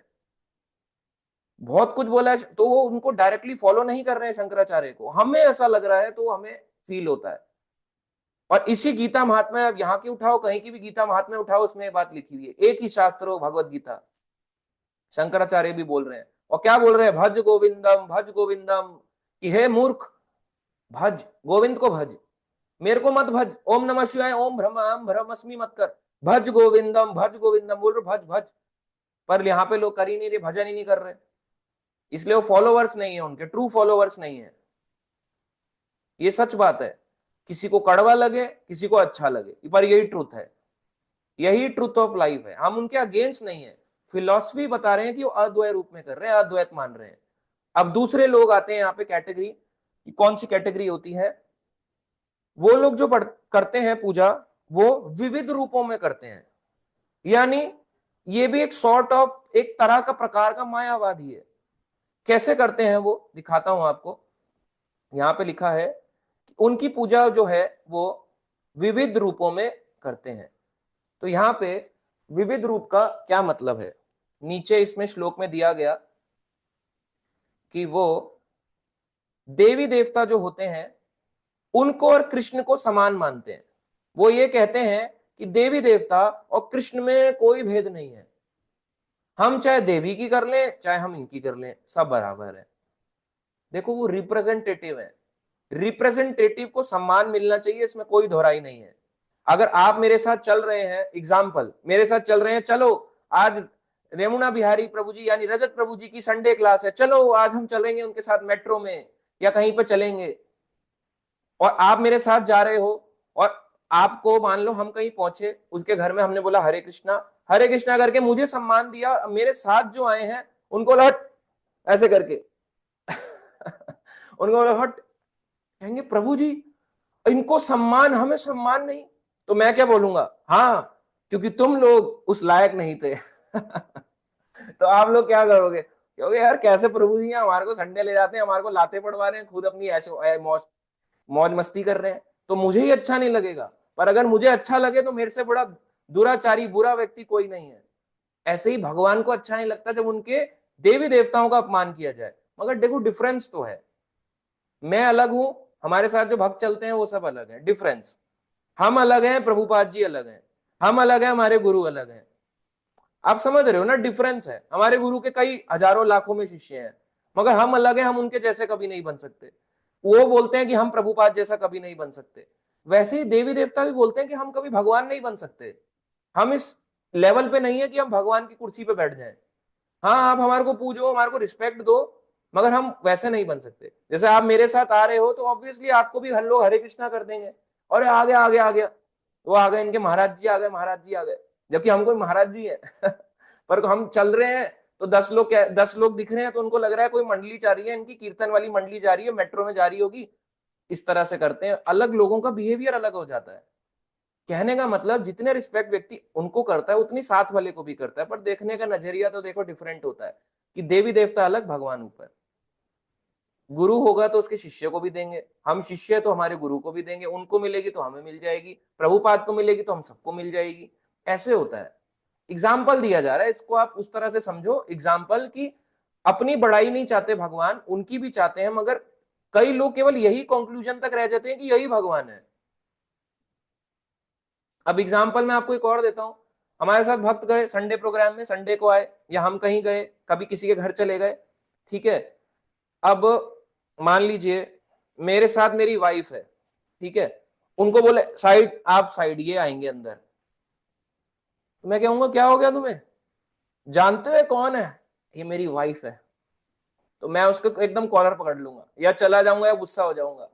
या मान लो वाइफ को सम्मान दे दें और बोले आप साइड में, मतलब एक तरह से देखा जाए तो देवी देवताओं को सम्मान दे दें और मुझे साइड कर दें, तो वाइफ क्या बोलेगी, वाह आपने मेरे पति का अनादर किया, मैं बहुत प्रसन्न हूं आज आपसे क्या ऐसे बोलेगी, नहीं बोलेगी। मैं बहुत खुश हूं, आपने मेरे पति का हंसी उड़ाई, मजाक उड़ाया, उपहास करा आपने मेरे पति का, साइड मार दिया उनको। या हमारे साथ में भक्त जा रहे हैं, भक्तों को बोला हरे कृष्णा और मुझे बोला अरे आ गया देखो पागल आ गया, ऐसे करके बोलेंगे, तो हमारे साथ के भक्त क्या बोलेंगे, प्रभु जी हो तो आप हो, नहीं तो मैं तो लपेट देता है इसको आज ही, आपकी वजह से मैं शांत रह गया बस। या माता जी हो तो वो भी यही बोलेंगी, प्रभु जी मन तो कर रहा है नोच डालें सामने वाले को तो ऐसा ही होता है, जब आप देवी देवताओं की रिस्पेक्ट करते हो, कृष्ण को समान मान लेते हो, तो उनको वो चीज अच्छी नहीं लगती। मैं आपको एग्जाम्पल के रूप से समझा रहा हूं ताकि फन वे में आप समझ सको कि भगवान और देवी देवता में डिफरेंस है। अगर आप दोनों को समान मान बैठोगे तो ये चीज ठीक नहीं है, दोनों में डिफरेंस होता है, ऐसा है। तो आप उस चीज को समझो, इसमें कोई झगड़ा मारपीट झगड़े वाली बात नहीं है, ये समझने की बात है कि विविध रूप हैं पर एक जैसे नहीं है। देवी देवता उनके रिप्रेजेंटेटिव हैं, वैसे ही भगवान, एक भगवान अलग, देवी देवता अलग, तो विविध रूप में करते हैं। अब तीसरे तरह की कैटेगरी के लोग आते हैं, तीसरी कैटेगरी है जो भगवान को विराट रूप में जानते हैं। बोले भाई भगवान तो हर जगह प्रेजेंट है, कहीं भी पूजा कर लो, पत्थर की कर लो, ब्रह्मांड की कर लो, निराकार की कर लो, जो मर्जी कर लो, ब्रह्मांड में हर जगह में व्याप्त है, विश्व रूप। भगवान का शरीर विराट है, कहीं पे भी पूजा करो सब शक्तिशाली है। सूर्य की भी पूजा कर लो, चांद की भी कर लो, आकाश की भी कर लो, सबकी पूजा कर लो, इसके पार कुछ नहीं है, ये ब्रह्मांड ही भगवान है, ये ब्रह्मांड पेड़ पौधे सब भगवान है। इस तरह से लोग विश्व रूप में कि हर जगह भगवान रहते, किसी की भी पूजा कर लेते हैं, तो ऐसे भी लोग हैं। तो तीन तरह के जो ज्ञान के अनुशीलन में रहते हैं, ये उनकी बात करी है कि वो यज्ञ तो कर रहे हैं, भगवान से जुड़ तो रहे हैं, एक अद्वैत रूप में जुड़ा, एक अलग अलग देवी देवता और भगवान को समान मान के जुड़ा, और एक जुड़ा कि कहीं पे भी ब्रह्मांड में पूजा कर लो भगवान के समान है। तो ये तीन ज्ञान के अनुशीलन में लगे हैं। ये महात्मा नहीं है, महात्मा बनने का प्रयास में आ रहे हैं धीरे धीरे। इनके लिए नहीं बोला गया कि महात्मा नस्तु पार्थ देवी प्रकृति आश्रितम, देवी प्रकृति के अभी आश्रित नहीं हुए, क्योंकि जब जान जाएंगे कि भगवान दिव्य है तब देवी प्रकृति में आएंगे, जो पिछले श्लोक में भगवान ने कहा। और अब आगे चलते हैं 16 नंबर श्लोक पे।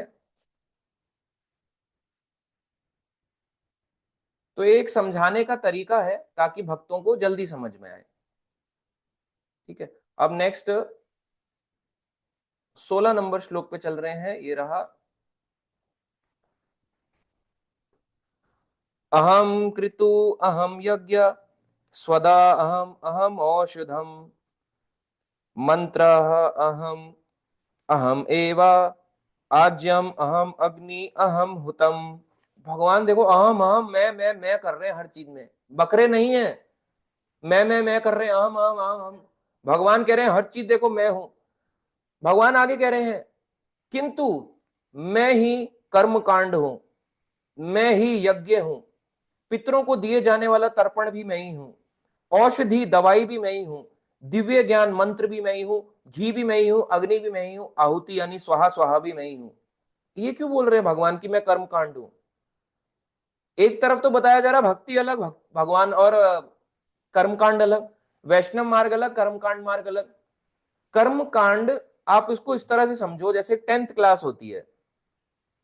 अगर आपने 10th नहीं करी तो आप बोर्ड 12th बोर्ड के एग्जाम नहीं दे सकते। अगर आपने 10वीं करी होगी तभी आप 12वीं के एग्जाम दे सकते हैं। हाँ वो अलग बात है, 9वीं फेल, 10वीं करें, 11वीं फेल, 12वीं करें, बीए बीटेक करें, वो बड़ा बड़ा से दीवारों पे लिखा रहता है जब आप हाईवे पे ट्रेवल करते हैं, लिखा नहीं रहता 9वीं फेल क्या करें, 10वीं करें, 11वीं फेल क्या करें, 12वीं करें, बीए बीटेक करें। आपको डिग्री दिलाने को तैयार है वो भी बीटेक की, फेल होने के बाद भी। तो हम ऐसा पढ़ते हुए आते हैं आमतौर पे। तो ऐसे लोगों के लिए ये एग्जाम्पल है कि ये भौतिक दुनिया को अगर आप छोड़ दो, अगर 10वीं तो फिर भी करनी पड़ेगी। देखो इसलिए मैंने 9वीं का एग्जाम्पल नहीं दिया कि भाई 9th का तो मुझे पढ़ लेगा प्रभु जी, 9th भी तो होती है, 9th में तो नहीं बोला गया 9th करें वो करें। हाँ 10th तो देखो सबको करनी पड़ेगी, 10th नहीं करेगा तो फंस जाएगा, 10th करनी है तो 10th करेगा तभी 12वीं के एग्जाम दे पाएगा। कॉलेज में एडमिशन तभी मिलेगा जब 12वीं करी होगी। ऐसे ही कर्मकांड जो है ये गलत नहीं है, भगवान ने कहा मैं ही कर्मकांड हूं, यानी जो हम 10th की पढ़ाई भी कर रहे हैं अगर हमने उसको पास नहीं किया तो हम 12th नहीं पहुंच सकते। अब आप बोलोगे कर्मकांड में तो ऐसी बहुत सी चीजें हैं मुझे याद नहीं आ रही, मैं क्यों करूं कर्मकांड, मैं दोबारा से एक काम, मैं भक्ति क्यों करूं, मैं दोबारा से कर्मकांड कर लेता हूं। जब आप 12वीं चले जाते हो, कितने लोग हैं जिन्होंने 10वीं की किताब को दोबारा खोल के देखा? तो आइए देखते हैं किस किस का हैंड रेज होता है कि जब आप 12वीं में थे तो आपने 10वीं की क्लास किसने किताब खोल के देखी 10वीं की? चलो देखते हैं। या जब आप 5वीं में थे तो किसने अपनी चौथी क्लास की किताब खोल के देखी? अरे आज की नहीं खोलते, पिछले की कहां बात करते हो? चलो देखते हैं, कोई भक्त, कोई हैंड रेज जो कहे कि जब मैं 12वीं में था तो मैंने 10th की किताब भी पढ़ रहा था साथ साथ। हाँ हनुमान प्रजापति प्रभु जी कह रहे हैं। हरे कृष्ण प्रभु जी, नहीं प्रभु जी, नहीं पढ़ी प्रभु जी, नहीं उल्टा पढ़ी बेच ना? दिए। अच्छा हाँ बेच प्रभु दी, जी। देखो अभी 12वीं के बोर्ड दे रहे हैं, पहली बेच डाली उन्होंने, उन्होंने पहली समझ लिया कहीं काम नहीं आएगा, सिर्फ डेट ऑफ बर्थ के लिए है ये। ठीक है, आगे देखते हैं यश माने प्रभु जी का। हरे कृष्णा प्रभु जी, मैंने वो नहीं पढ़ी 12th में, और अभी 12th हुई तो 12th की किताब भी नहीं पढ़ी। अभी जो है वही मतलब काफी हो कुंजी, गया है। कुंजी से हो गए। हाँ, और प्रभु जी इसका क्या होता है ना, 10th आप वो पहले ही चीज सीख चुके होते हो तो उससे आगे की चीज सीखते हो, फिर वो पिछली चीज सीखने की ज्यादा जरूरत नहीं बिल्कुल पड़ती। सही। आपने सही, देखो सही आंसर दिया कि जब एक बार आगे बढ़ जाओ तो पिछला सीखने का मन नहीं करता। अगर मैं दोबारा से, हालांकि गीता दिव्य ज्ञान है, मैं दोबारा से बोलूं अध्याय 1 धर्म क्षेत्र कुरुक्षेत्र, क्या हो गया, पागल हो गए हैं क्या, सटिया गए हैं आज, क्या हो गया प्रभु जी को, समझे आप? हाँ। हरे कृष्णा प्रभु जी, बिल्कुल सही। और अभिमन्यु प्रभु जी भी बताना चाहेंगे अपना पास्ट एक्सपीरियंस कुछ, हाँ ये बताइए प्रभु जी। जी। हरे कृष्णा प्रभु जी। प्रभु जी हाँ मैं ये कह रहा था, जैसे मान लो कि कोई हाई क्लास की कर लेता है, जैसे 10th कर लिया, तो अगर मान लो उसको प्रीवियस स्टूडेंट्स जो होते हैं उनको पढ़ाने के लिए तो मतलब वो करना पड़ेगा ना, मतलब देखो उसे वो रिवाइज चीज करना अलग है, पड़ेगा। मैं उस चीज पे नहीं आ रहा, मैं सिर्फ आपको बोल रहा हूँ कि आपको एग्जाम क्लियर करने हैं तो आप पिछली क्लास की किताबों पे जाओगे नहीं नहीं नहीं प्रभु जी। फिर। तो वह वही तो कह रहा हूँ, हमें अभी क्या करना है, हमें भगवान, हमें मुक्ति चाहिए, भगवान के धाम जाना है, बस हमारा यही गोल बना हुआ है अभी, कि मुझे निकलना है इस शरीर से, निकल के धाम जाना है भगवान के। अभी तो इतना ही है एम, उसी एम की मैं बात कर रहा हूँ। अभी ये नहीं है कृष्ण प्रेम मिल जाए, ये बन जाऊं वो बन जाऊं, सेवा मिल जाए, लीलाओं में प्रवेश कर जाऊं, इतनी ये तो बहुत बड़ी चीज है। अभी बेसिक चीज की बात हो रही है। ऐसी देखो अनिला माता जी कह रही है नहीं, जबकि माता जी टीचर है, वो खुद कह रही है एज अ टीचर कि वो भी बहुत पीछे जाके नहीं देखती, ठीक है उन्होंने पढ़ लिया, उनको अब याद है, उसको पढ़ा रही है, पर दोबारा दोबारा कोई वापस पीछे नहीं जाता, आगे बढ़ गए तो आगे ही बढ़ता है। देन बलभद्र प्रिय माता जी कह रही है अब देख रहे हैं बच्चों की किताब, अब देख रहे हैं उनकी बुक्स। नीलांजना माता जी नेवर प्रभु जी, देखो कोई नहीं देखता अपनी पुरानी किताबों को उठा के, सब रद्दी में बेच देते हैं। ऐसे ही होता है उनका हाल। और कई लोग तो खा भी जाते हैं उसका, वहीं बाहर रद्दी में बेचा, आइसक्रीम खा गए, मोमोज खा गए, उसको बेच के तुरंत खा लेते हैं उस पैसों का। तो ये है, आप देखो हाल, ये सिचुएशन है। ऐसे ही कर्म कांड जो है, आप उसको पिछले जन्मों में हम सब कर चुके हैं। नारद मुनि एक राजा थे, प्राचीन भरिष्यद, भागवतम के 4थे स्कंद में आता है, बहुत अच्छा है, मैंने भक्त को भी बताया। तो भागवतम के 4थे स्कंद में आता है, प्राचीन भरिष्यद कहते हैं राजा कि मैं जो हूं कर्म कांड में लगा हुआ हूं, पशु बलि कर रहे थे, और नारद मुनि ने उन्हें रोका। नारद मुनि ने कहा कि आप वेदों को, ज्ञान को छोड़ दीजिए, आप हरि कथा को सुनिए। आप जो है ये सारी चीजें जो है वेदों में दी गई, पर कम बुद्धि वालों के लिए, ये उनके लिए है, आपके लिए नहीं है। अब आप भक्ति मार्ग में आइए। तो उसके बाद, सुनने के बाद, नारद मुनि से सुनने के बाद वो भी एक भक्त बन गए। तो कहने का मतलब है, कभी कभी हमें लगता है कि कर्म कांड ना हमने पिछले जन्म में नहीं किया, तो नारद मुनि बोलते हैं कि मन में भी अगर मेरे गंदा ख्याल आ रहा है या उठपटांग के ख्याल आ रहे हैं, कभी कभी मैं कुछ नहीं होता बैठा होता हूँ, या आप भी बैठे होंगे मेट्रो में होंगे, आपके मन में कुछ उठपटांग भागने लगेगा, तो नारद मुनि कहते हैं वो आपने पिछले जन्म में हमने ऐसा कुछ किया है जो हमें अब याद आ रहा है। जैसे मुझे अगर किसी, ऑटोमेटिकली बैठे हैं कुछ नहीं हो रहा, मान लो हमारे मन में अचानक से ख्याल आया किसी लड़के या लड़की का, अरे यार वो लड़की थी ना, पता नहीं कौन थी, पता नहीं, अंदर से कुछ हुआ, तो पिछले जन्म में हम उस टाइप के ही थे। वो हमने ऐसे जन्म बिताए हैं जो हमारी मेमोरी में फिट हो गया है। अब वो डिलीट करने की आएगी बारी, जब हम हरे कृष्ण महामंत्र करेंगे, शास्त्र पढ़ेंगे, गीता भागवत ये सब पढ़ेंगे, पुराण पढ़ेंगे। तो जब हम ये सब चीजें पढ़ने बैठेंगे तो हमें समझ में आएगा यार ये तो बहुत डिटेल है, बहुत डीप मीनिंग है इस बात का। तो आप समझे, अगर इस डीप मीनिंग, यानी डीप मीनिंग लोगे तब मन के आप चीजों से पार होगे। मन को साफ करने में समय लगता है। मन में अगर किसी के, वैसे ही मन बोल रहे ना विचलित हो रहा है, पिछले जन्म में इतना कुछ हमने किया हुआ है कि वो मन में अब फ्लैशबैक में आ रहा है। फ्लैशबैक चलता है ना, ये ट्रेलर कह लो, कुछ भी कह लो, वो अब इस जन्म में दिखाई दे रहा है, ऐसा चलता है हमारा पूरा, फ्लैशबैक मूवी की तरह चलता है। कुछ चीजों को हम भोगना चाहते हैं जो इस जन्म में नहीं भोग सकते, चाहे वो कुछ भी हो। कि मैं राजा हूं, अब राजा तो भगवान बनाने नहीं वाले, इतने कर्म नहीं है, सपना दिखा देते कि मैं राजा की तरह बैठा हूं, सोने हैं, हीरे जवाहरात हैं। पिछले जन्म में हमें, अगर हमें उड़ने की बड़ी चाहत है इस जन्म में, काश मैं भी उड़ रहा होता, तो हम देखते हैं कभी कभी हम सपनों में अपने आप को उड़ता हुआ महसूस कर रहे हैं, कि हम उड़ रहे हैं, आंख बंद करते हैं कि हम हवा में उड़ रहे हैं, ऐसे करके तैर रहे हैं। तो प्रभुपाद जी लिखते हैं, या मतलब नारद मुनि कहते हैं उसमें, भागवतम में, कि पिछले जन्म में इसका मतलब हम एस्ट्रोनॉट थे, जो हमारी मृत्यु हो गई, हम तैरना चाह रहे हैं हवा में। या पिछले जन्म में हम देवी देवता हैं जो हम ऐसे करके उड़ते थे हवा में, आकाश में उड़ना चाह रहे हैं। इस जन्म में इतने अच्छे कर्म नहीं थे तो भगवान सपने में उड़ा रहे हैं कि चल उड़, थोड़ा सा उड़ जा, ऐसे तो पूरा नहीं हो सकता, मन की इच्छा कहां पूरा करूं, तेरी सपने में पूरी कर दूंगा, इसलिए सपने आते हैं। तो पिछले जन्म का जो हमारा कचरा कह सकते हो, वो हमारे को आंख खोल के भी फील होगा, बंद आंख में सपने में भी आएगा। और वही चीजें, कुछ चीजें ऐसी होती हैं जो इच्छाएं भोगना चाहते हैं, वो भी सपने में आ जाती हैं। बहुत डिटेल है, बहुत चीजें हैं इसके अंदर, भागवतम के अंदर, जब आप उसको बारीकी से पढ़ो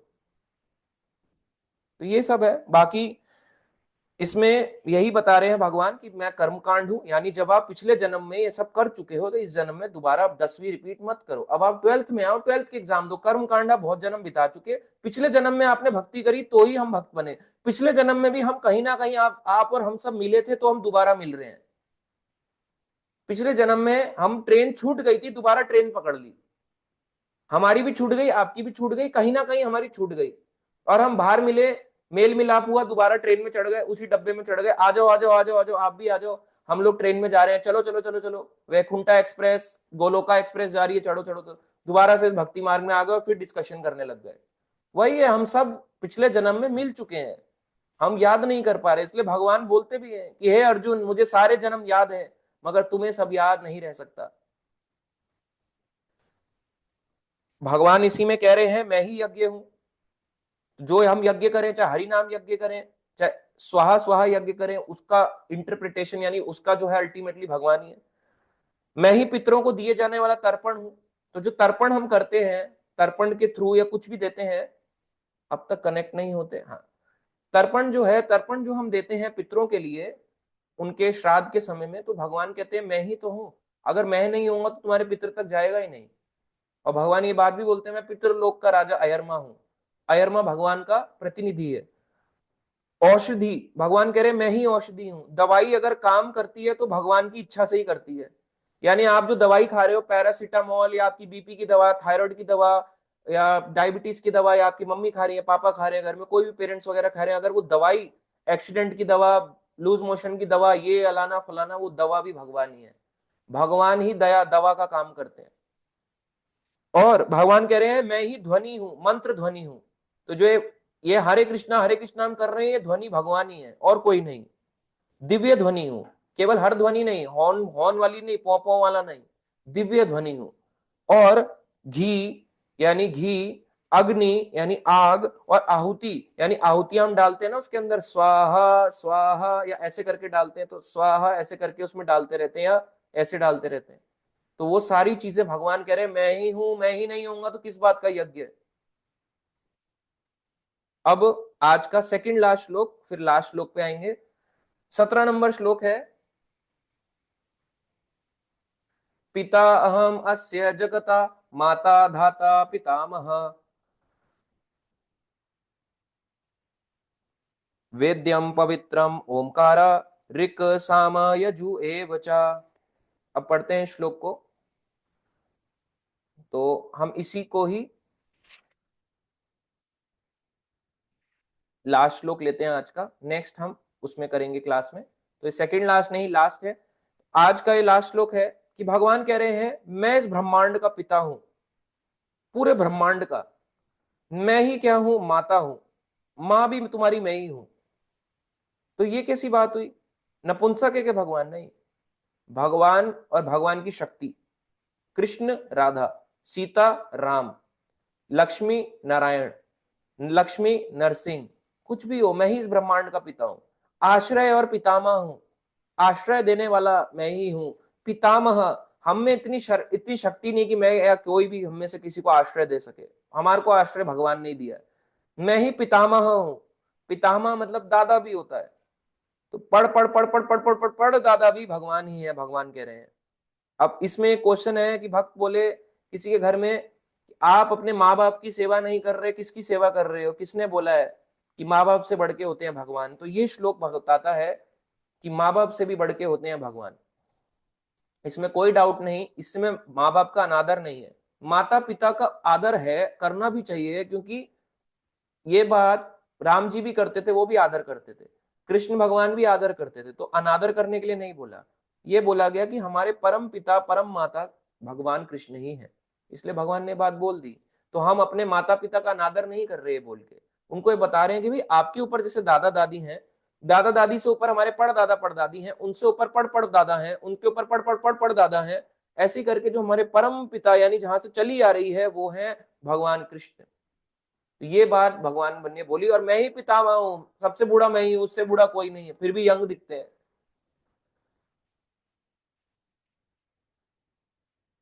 आगे भगवान कह रहे हैं मैं ये यानी जानने योग्य ऑब्जेक्ट ऑफ नॉलेज हूं, मेरे को ही जानने हैं बस, और कुछ नहीं जानना। कई लोग पूछते हैं ना कि नॉलेज का लास्ट एम क्या है, कृष्ण को जानना। ये मैं ही जानने योग्य हूं, भगवान ने बात बोल दी, इसी श्लोक में बोली मैं जानने योग्य हूं। और भगवान ने कहा शुद्धिकर्ता प्यूरिफायर मैं ही हूं, शुद्ध केवल मैं ही कर सकता हूं व्यक्तियों को। और तथा ओमकार हूं, मैं ऋग्वेद सामवेद तथा यजुर्वेद भी हूं। भगवान ने कह दिया मैं चारों वेद हूं। अब आप बोलोगे अथर्ववेद क्यों नहीं है? अथर्ववेद बाद में लिखा गया, पहले 3 वेद थे, फिर चौथा अथर्ववेद बाद में दिया गया। तो भगवान ने कहा तीनों वेद, ओमकार भी मैं ही हूं। ओमकार जो है इनडायरेक्ट रिप्रेजेंटेशन है भगवान की। जैसे कोई बोले मैं जपता हूं ओम नमः शिवाय, ओम नमः शिवाय, ओम नमः शिवाय, ओम है कृष्ण, कृष्ण शिवाय, कृष्ण नमः शिवाय, समय ओम नमः शिवाय। समझ आया? ओम नमः शिवाय का मतलब कृष्ण नमः शिवाय, कृष्ण नमः गणेशाय, ओम गणेशाय नमः, ओम गणेशाय नमः, कृष्ण गणेशाय नमः। तो कुछ भी चीज ओम जहां जहां आ रहा है, जिस ओम ब्रह्मदेवाय नमः यानी ब्रह्मा जी का मंत्र, तब भी ओम जो है कृष्ण ही रहने वाले हैं। अगर ओम हटा दो तो केवल नमः शिवाय बन जाएगा। शिव जी का मंत्र भी कंप्लीट कृष्ण ही कर रहे हैं। अभी हम मंडे को शिवरात्रि पे क्लास करेंगे, कल और परसों किसी रीजन से मैं नहीं कर पाऊंगा, कुछ काम की वजह से, तो मंडे हम करेंगे। तो मंडे को मैं आपको बताऊंगा कि ओम नमः शिवाय और हरे कृष्णा में कुछ भेद भी है। देखो, ओम है तो भगवान की ध्वनि, मगर कैसी है? ओम का मतलब कोई कृष्ण भी समझ सकता है, कोई किसी और को भी समझ सकता है। ओम जो है भगवान का रिप्रेजेंटेशन है। आपको समझ आ रहा है? ओम रिप्रेजेंटेशन है। इस्कॉन प्रभुपाद जी का रिप्रेजेंटेशन है, प्रभुपाद नहीं है। आप समझे? प्रभुपाद जी का रिप्रेजेंटेशन है। आप इस्कॉन के हो ना, हम ऐसे बोलते हैं ना, आप इस्कॉन के हो ना, आप इस्कॉन के हो ना, आप यहां के हो ना, आप वहां के हो ना। आप इस्कॉन का मतलब क्या हुआ? ये रिप्रेजेंटेशन है। पर इस्कॉन पहले आया या प्रभुपाद जी पहले आए? मे बी फ्यूचर में शायद इस्कॉन ना भी रहे, जो कि प्रभुपाद जी बोलते भी थे। पर प्रभुपाद जी कहते हैं these teachings and Bhagavatam will always be there, ये हमेशा रहने वाला है। तो प्रभुपाद जी का रिप्रेजेंटेशन है इस्कॉन। वैसे कृष्ण का रिप्रेजेंटेशन है क्या? ओम। अगर हम ओम हटा दें तो मंत्रों के उच्चारण ही खत्म हो जाएंगे। तो इनडायरेक्ट रिप्रेजेंटेशन है। ऐसी किसी को ओम सुनाई दे तो इमीडिएटली कृष्ण आना चाहिए, अरे भाई कृष्ण ही है। इस्कॉन सुनते हैं तो एकदम प्रभुपाद जी का नाम दिखाई देता है कि प्रभुपाद जी की संस्था वाले हैं। नहीं तो हम क्या रिप्रेजेंट कर सकते हैं? इस्कॉन हटा दो हमारे आगे से। हम बोलते हैं ना, you are you ISKCON devotee, क्या आप भी इस्कॉन के भक्त हैं? इस्कॉन हटा दो, आर यू डिवोटी? कोई नहीं पूछेगा। भक्त तो बहुत सारे हैं संसार में, इतने सारे घूम रहे हैं। उनका रिप्रेजेंटेशन है तो हमारी वैल्यू है। ऐसी ओम का रिप्रेजेंटेशन जब देवी देवताओं के साथ लगता है तो उनका भी उतनी वैल्यू बढ़ जाती है। समझ रहे हो? उनकी भी भगवान ने कितनी वैल्यू दे दी अपने नाम के साथ जोड़ के। हमारी क्या वैल्यू है? तुच्छ है, एकदम कचरा है।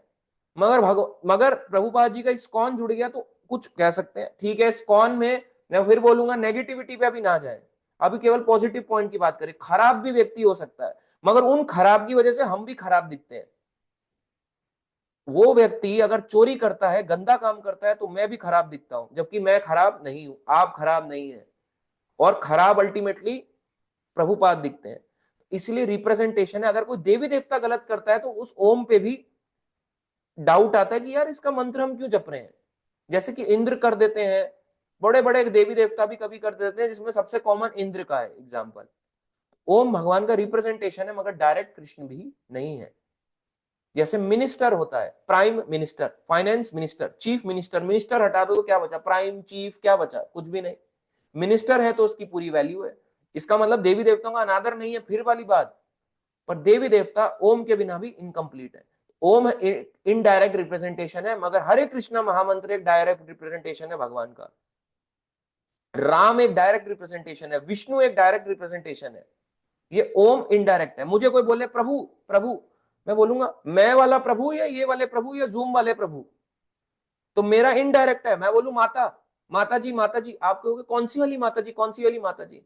तो वैसे ही ओम इनडायरेक्ट रूप में भगवान को संकेत करता है। समझ में आया? मैंने बोला ओम, ओम हो सकता है नरसिंह भी हो, क्योंकि भगवान बता रहा है। ओम हो सकता है विष्णु भी हो, ओम हो सकता है कृष्ण भी हो, ओम हो सकता है राम भी हो। कौन सा रूप? समझ में आया? रूप नहीं समझ में आ रहा कि है कौन। मैं बोलूं प्रभु, कौन से प्रभु? ये वर प्रभु, वो प्रभु, वो प्रभु, वो प्रभु, बताओ नाम कौन से वाले प्रभु जी। इसलिए इनडायरेक्टली रिप्रेजेंट करता है। मगर ये भगवान कह रहे हैं ओमकार मेरी ध्वनि, और यही बात भगवान ने 8वां अध्याय 13 नंबर श्लोक में भी बोली, 17वें अध्याय में भी भगवान यही बात बोलेंगे। यानी ओम भगवान से अलग नहीं है, भगवान की ही ध्वनि है। भगवान ओम है, कृष्ण है तो ओम है। ये नहीं कि कृष्ण आ रहे हैं तो ओम रहेगा, कृष्ण है तो ही ओम है। प्राइम मिनिस्टर है, प्राइम मिनिस्टर है तो बाकी मिनिस्टर है, मिनिस्टर नहीं तो ये भी नहीं। आमतौर पे भौतिक संसार में हो सकता है, मगर भगवान की सत्ता में ऐसा नहीं होता। सारे वेद भगवान कह रहे हैं कुछ भी पढ़ लो, मेरे को जानने के लिए बने हैं। भगवान 15 अध्याय 15वें नंबर श्लोक गीता में भी यही बोल रहे हैं, मेरे को जानने के लिए ही वेद बने हैं, नहीं जान रहे हो तुम्हारी गलती, मगर जानने के लिए मेरे लिए ही है। सारे वेद में यही डायरेक्ट करते हैं कि कृष्ण भक्ति करो। इसलिए लोग कहते हैं कि क्या वेद पढ़ लें। भक्त ने भी पूछा मुझसे, क्या प्रभु जी वेद पढ़ लें? लास्ट क्वेश्चन आज का, लास्ट टॉपिक, कि क्या प्रभु जी वेद पढ़ सकते हैं? मैंने उनको सिंपल एक आंसर दिया, अगर आप वेद पढ़ के कृष्ण को पालोगे तो पढ़ लो। मुश्किल है ना पाना, हमारे लिए आसान नहीं है। हम भटक भी सकते हैं मार्ग से। ये तो भगवान ने यहाँ पे बोला कि मैं ऋग साम वेद यजुर्वेद हूं। क्या आपको पता है? आप कहोगे यहाँ तो पशु बलि लिखा है, आप कहोगे यहाँ तो कुछ और लिखा है, इसकी पूजा कर लो, इस देवी देवता की पूजा कर लो। तो माया इतनी प्रबल है, आपको खींच लेगी। वो उनके लिए लिखा है। फिर डिवाइड होते हैं लोग, सतोगुण, रजोगुण, तमोगुण और भक्त। आप भक्त कैटेगरी में थे, तमोगुण में थे, रजोगुण में थे या सतोगुण में थे। हो सकता है आप सतोगुण हो, आपको ऊंचा लेवल उठ जाए, भक्त बन जाओ। अगर आप तमोगुण होंगे तो आपको वैसी समझ आने वाला है।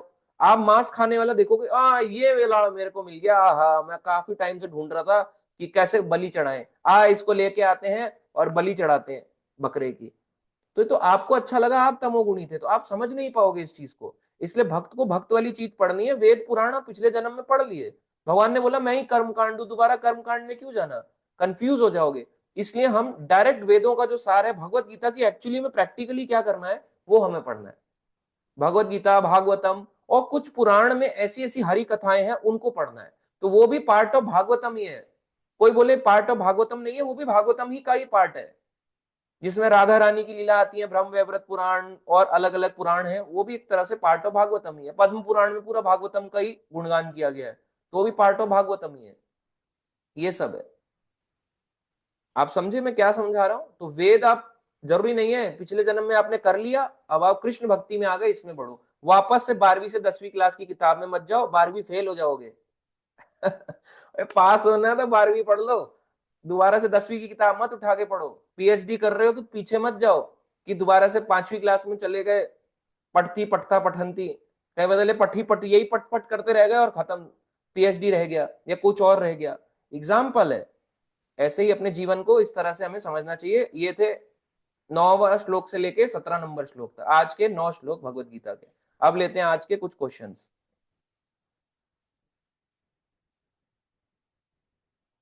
चलो पहले हम चैट बॉक्स से शुरू करते हैं। प्रभु जी, ब्रश करो तो पानी खोल देते हैं, हाँ। प्रीति शर्मा बाजी, प्रभु जी प्लीज दोबारा बता दीजिए, मैं थोड़ा लेट हो गई हूँ आज। माता जी क्या बताना है आप एक बारी बता दो, कहाँ से आपने नहीं समझ में आया, मैं शॉर्ट में बता सकता हूँ। 10,000 करोड़ गोपीज थी, और लॉर्ड चैतन्य को तो जानते तक नहीं लोग, देखो क्या हाल है लोगों का। इसलिए लोग मूर्ख हैं। पर अगर ऐसा फैमिली में ही कोई ऐसा कहता, अगर ज्योति पांडे माता जी लिख रही है, पर अगर ऐसा फैमिली में ही कोई ऐसा हो तो कैसे हटा सकते हैं? क्या हटाना है माता जी, मैं समझा नहीं। त्रिपुंड का अपमान है, बट प्रभु जी कुंभ में युद्ध तो साधु बनाया जा रहा है, अखाड़े के जरिए वो बन भी रहे हैं, गलत नहीं है। व्यक्ति को अलग अलग मार्ग चुनेगा ना, कोई तमोगुणी, रजोगुणी, सतोगुणी, कम से कम वैदिक मार्ग पे तो आया, कुछ कई हद तक तो आगे बढ़ा वो, तो गलत इसको नहीं कह लेंगे। 10th गलत नहीं होती, 12th भी सही है, 10th क्लास भी सही है, तो वो अभी उस लेवल पे है, बस ये हमें समझना है। गुरु को रिस्पेक्ट देते हैं भगवान के जैसा, बट गुरु को भगवान नहीं मान सकते, ये भी सही है जो हमने अभी देवी देवता और भगवान का एग्जाम्पल दिया। अब हम आगे बढ़ रहे हैं। दीप कौशिक माता जी, नहीं अब तो कनेक्ट नहीं होते, फैक्ट है प्रभु जी। हाँ प्रभु जी, क्या हर कोई जो हमारी लाइफ में होता है उसका किसी रिलेशन में, क्या उसके साथ पिछले जन्म में कनेक्शन होता है? यश माने प्रभु जी कह रहे हैं हो भी सकता है, नहीं भी, डिपेंड करता है। बहुत आसक्ति होगी तो हो जाएगा, बहुत क्लोज रिलेटिव भी बन के आ जाएगा, अगर कम आसक्ति होगी तो दूर का भी बन सकता है, जरूरी भी नहीं है। ओम का मीनिंग प्रभु जी एक बार फिर से बता दीजिए। ओम का मतलब है, जैसे अभी मैंने बताया, जैसे ओम है भगवान का रिप्रेजेंटेशन, जैसे prime minister, finance minister, minister हटा लो तो प्राइम, चीफ, फाइनेंस, रेलवे, केवल यही नाम रह जाएंगे। वैसे ही ओम हटा लो तो देवी देवता का जो मंत्र है अपना वो इनकम्प्लीट रह जाएगा, तो वो भगवान रिप्रेजेंट, भगवान है तो वो देवी देवता कंप्लीट है। ये इस बात को साबित करना चाहता है, ओम नमः शिवाय हो या कोई भी मंत्र हो, कृष्ण के बिना कोई मंत्र कंप्लीट नहीं है। और अगर आप डायरेक्टली हरे कृष्ण महामंत्र जप रहे हो या 4 संप्रदाय में रहते हुए कोई भी मंत्र जाप कर रहे हो, चाहे वो ओम नमो नारायणा है, ओम श्री कृष्णाय नमः है, जो भी नमः है, जो भी हम मंत्र जाप कर रहे हैं 4 संप्रदायों में रहते हुए प्रॉपरली सही रूप से, तो फिर आपके सारे मंत्र ऑटोमेटिकली इसमें आ जाते हैं। क्योंकि जब आपने ओम बोला तो पता नहीं राम बोला, कृष्ण बोला, क्या बोला पता नहीं, मगर जब आपने कृष्ण बोला तो कृष्ण का मंत्र आ गया, आपने ऑलरेडी उसमें ओम को इंक्लूड कर लिया, अलग से मंत्र जाप करने की जरूरत नहीं है। फिर भी अगर कोई करता है तो वो फिर वैसा है जैसे पेड़ है, पेड़ के आप ऊपर चढ़ के उसकी पत्तियों में छींटे मारना चाह रहे हो, केवल हल्के हल्के ऐसे ऐसे करके, उससे पेड़ को क्या ही होने वाला है, जड़ तो नीचे है। तो जड़ पे हो, हरे कृष्णा कर रहे हो तो अलग से करने की जरूरत नहीं पड़ती है। अब आता है 7.8 में भी है ओम का रेफरेंस, सत्यम प्रभु जी लिख रहे हैं। हाँ प्रभु जी, अगर घर में ही नास्तिक लोग रहते हैं हो तो क्या करें? आरती माता जी पूछ रही है, आर्ट लिखा है आरती माता जी आई थिंक, ठीक है। घर में ही नास्तिक लोग रहते हो तो क्या करें? उनको मत परिवर्तन करो, एक आप हमेशा ध्यान रखो कि उन्हीं को उपदेश दो जो सुनना चाहता है। मैं कभी किसी को उसको नहीं बताता जो सुनना नहीं चाहता, जो सुनना चाहता है उसको समय दो, जो नहीं सुनना चाहता फिर उनके सामने ऐसे ही एक्ट करो कि अब आप अपने रास्ते हम मस्त, हम अपने रास्ते मस्त, बस फिर ऐसे ही चल सकते हैं।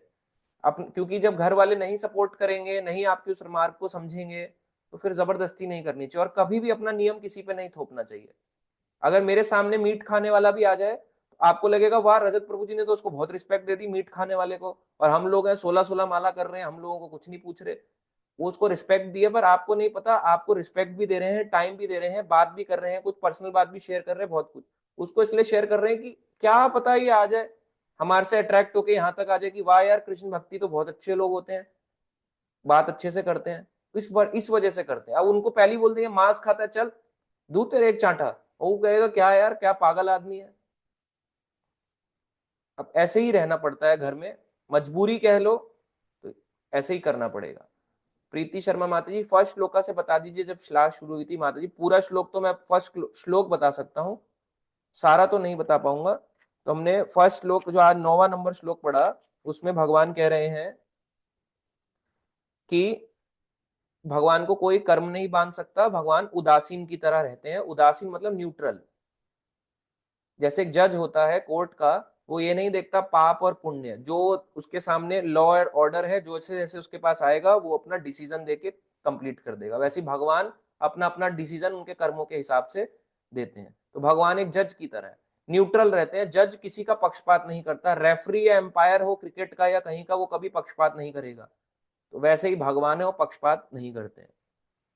तो ये है अगला श्लोक यहाँ पे है कि भगवान कह रहे हैं मेरी अध्यक्षता में भौतिक प्रकृति कार्य करती है। तो ये जो प्रकृति है, पूरा नेचर है, ये भगवान की एक शक्ति है और भगवान की प्रेसिडेंटशिप में काम कर रहा है।